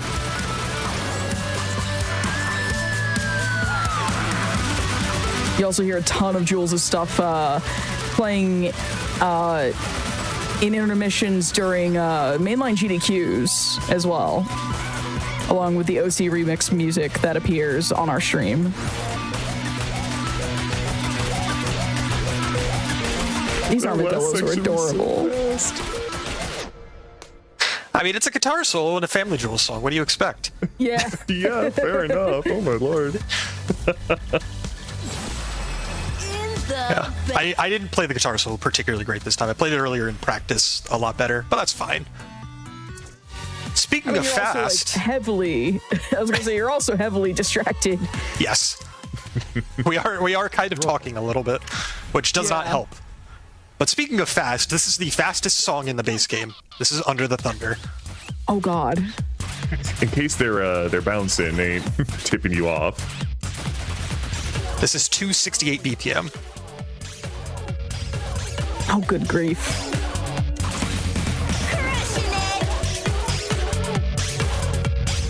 Thinking of custom tracks, I'm reminded of one I really, really enjoy. That's I think on Steam it's called like medium versus hard diff, and it just cuts between playing at like a really comfortable pace, you know, just a couple notes at a time, and then suddenly it speeds up like crazy, and the song it's like it's just some guy singing some pop song I forget the name of, and then it goes into like mashing sounds. It's like a million notes come flying at you at Mach speed. I'm like, yeah, that's real apt. This is another song that plays around a lot with the tempo because it constantly switches between double time and single time. And so when it's in single time, it's actually a very chill song. It is not actually difficult at all, really. And then it speeds back up. And then the skeletons arrive.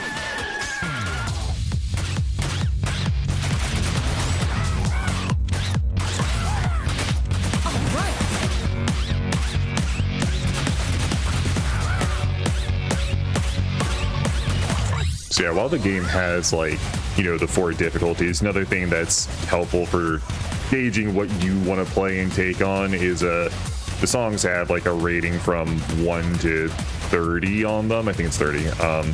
It is. Yeah, okay. That decently gauges how fast and how hard it's going to be to pick up and learn. So again, that's like another really nice just accessibility, I guess, kind of deal for people like me who are I'm a medium gamer. I don't know about the rest of you, but I'm a comfortably medium, sometimes hard gamer, so I appreciate features like that a lot. For reference, this song here is a 27. And I think with the I think it was the OST2 DLC you said added the first 30? No, it added the first 29 because 29. Last fall they rebalanced all of the songs to be more accurate with their difficulty ratings. Oh, okay. And as a result of that, there was no more 29s and there was only 130, and that was Reach for the Summit. And if you're wondering what in the world made Reach for the Summit that difficult, it was charted by Spoody. Yeah, that was mentioned during Sound Voltex that Spoody Biscuit actually charted that. So if you're familiar with Spoody, I think that will explain why that still is the only 30 in the game at this point. But because of that whole rebalancing, there was actually no 29s in the game until the OST Volume 2 came out, and then the Family Jewel songs in that DLC was a 29.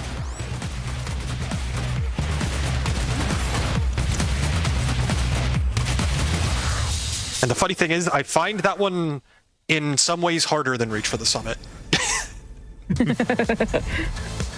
It's because I find Reach for the Summit a lot more readable, even though it is physically harder to play. Mm-hmm.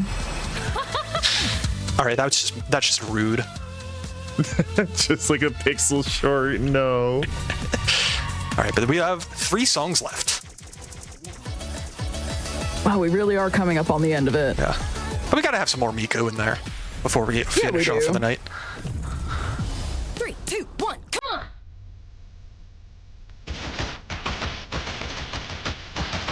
Hi, Hatsune Miku. Nice to meet you.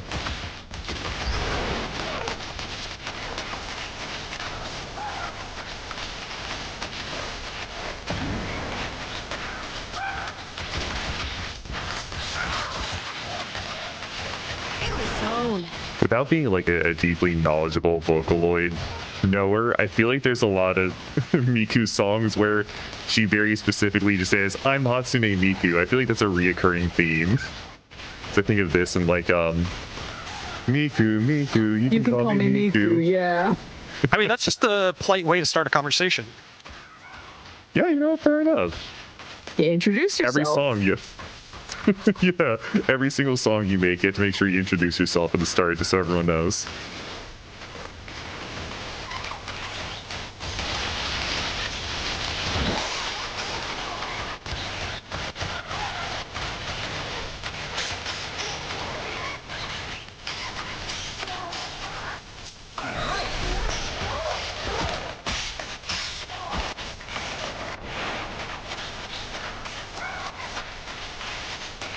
All right. Now it's time for one of the best parts of any of the charts. Oh, here we go. Partially because I get to take a break.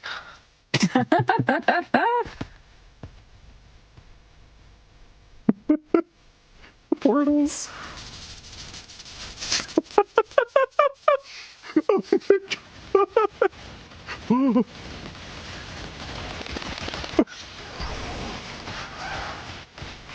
The Miku beam attack is crazy.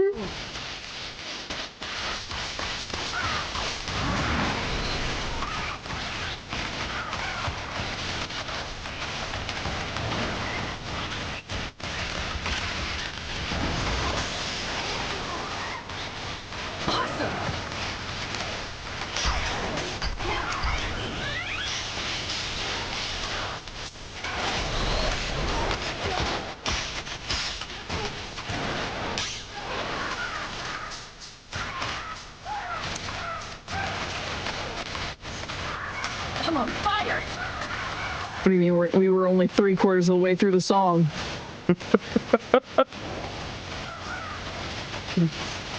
And you have to keep the pace up. Keep going. Oh my god. Oh. On a roll! Being of those shields, that's a really good example of the sound design of hitting an enemy in this is super, super enjoyable just because it has this very percussive element to it that listening to the songs without hearing the enemies get hit is almost strange to me anymore. It's like it works into the music so well. Yeah, the sound design is very good. Chad, as far as I'm aware, Sam uses keyboard. I have physically seen him run as a Paxies. He uses keyboard, no controller, just keyboard. Uses both the arrow keys as well as the alternative like WAD method. Yeah, I need a better keyboard for this game because I actually run into problems because I'm using a very cheap keyboard. Because I can't hit all 3 arrow keys at the same time on this keyboard. Oh no, it does not register. Have, like, rollover? Nope. Oh no. So that's part of the reason why I use 2 hands. One of the nice things is down and S also just hit all 3, but that can be really hard to pivot to when you're like going really fast. I use it a lot of the time, but it only registers if there is 3 enemies currently in each of the lanes, and so you can't just spam it whenever you want. You have to use it only when 3 enemies are there. But now it's time for some more jewels. Yeah. Let's brave the Harvester. Because they couldn't name it Don't Fear the Reaper. I am not taking credit for that joke. That is a joke that Jules left as a comment on the official upload for the song.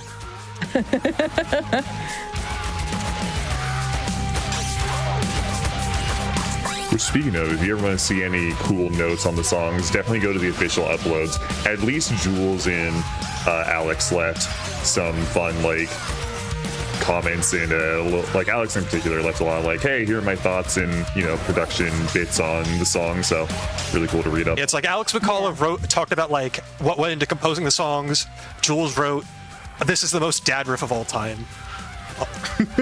Yeah, Jules is either going to give you an in-depth, like, this was the process I went into doing this, which he does with a lot of his uploads on his own YouTube, or it's unhinged humor. There is no in-between with Jules. It's either completely unhinged nonsense or, like, a really interesting dissertation on what happened to make that happen. Powerful. To be fair, he did upload official music videos for two of the songs that he wrote for this game, Illusional and Overthinker, so those do have more actual insights in those descriptions. Yeah. But also I find the unhinged comments a lot funnier.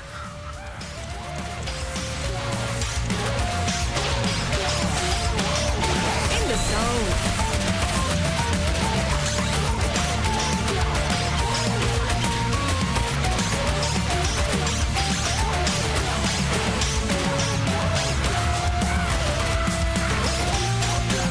Also listening to this song, like, I have not heard any of his riffed music, but no, this checks out as Jules.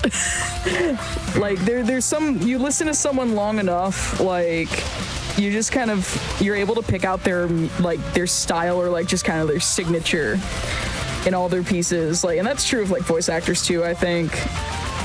But it's like, I can pick you as a needle out of a haystack. Which I think is always really cool for, people playing an instrument in particular, just because a guitar sounds like a guitar, but the way you play it gives such a voice to it in particular.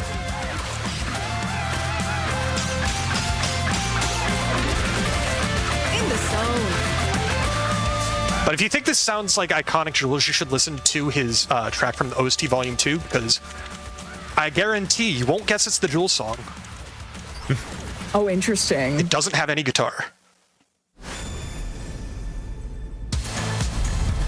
So that by itself makes it a lot harder to tell that it's the Jules song. Yep. Check me out. A little bit shy of the S+, but I missed a few notes there, so that's fair. But we are coming up on the last song of the showcase. Boy. And we're closing out with my favorite chart in the game. Yeah. Not necessarily my favorite song, but my favorite chart in the game to play through. This is Feisty Flowers from Everhood. 3, 2, 1, fight! Right on! But you know what? Shout out to the Everhood tracks in this, because I don't know if I could ever actually beat Everhood, but I can play them here. That makes me feel a little better. Now we're talking.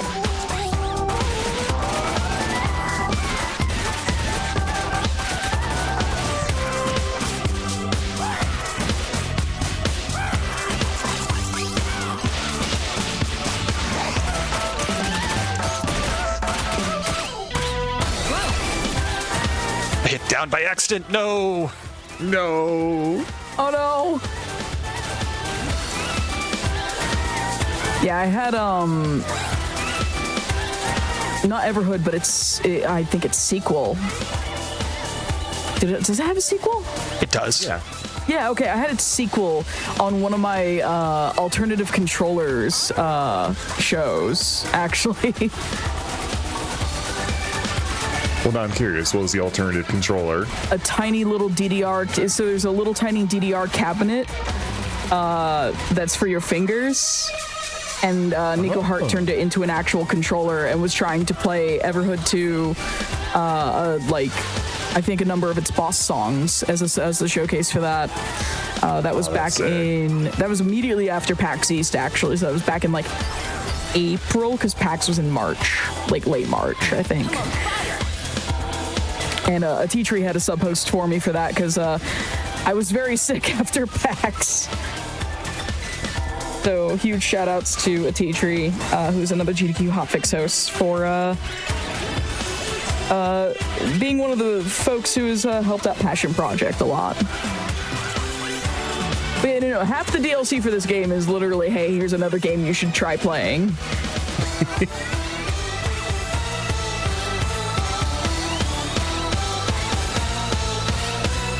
And the other half is like Hatsune Miku and Hollow Live and stuff like that.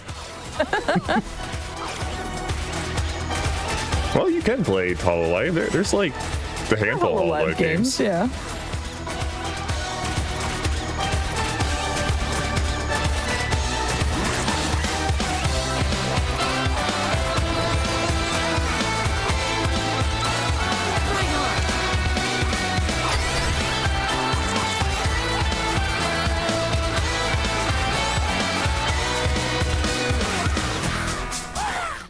And there you have And it. time. GG. That was a lot of fun. This game melts my brain. Break a sweat. This song has a very lenient S+, but I messed up a lot, so I didn't quite get it. Unfortunate, but that's how it goes. It was still a good time, and that's what matters. Yeah. It was a lot of fun. I enjoy, like, yapping with y'all. And while we wind down, why don't we have y'all shout yourselves out and make any other shout-outs you want to make? Sure. If you want to see more of me, you can find me over at twitch.tv/illegallysam. I do a bunch of random indie game stuff, indie game speedruns, stuff like that. Confirm. And also, in fact, if you wanted to see more of me, tune in for the Marvelous Menagerie of Metroidvanias this weekend on GDQ Hotfix. Because in like 13 hours, I'll be running Rebel Transmute Any Percent for that.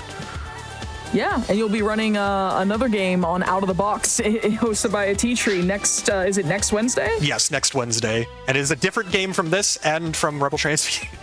Yeah, no, you run a lot of nonsense. Like, Yes. it's great. But yeah, Yeah. that's what I've got. Well, yeah, and I'll be joining Sam for the run in about 13 hours as well. That'll be super fun. Definitely recommend checking out Rebel Transmute. It's such a cool run. Shout outs to Billy Hatcher and the Giant Egg. Yes. That's my shout out in the speedrun community there.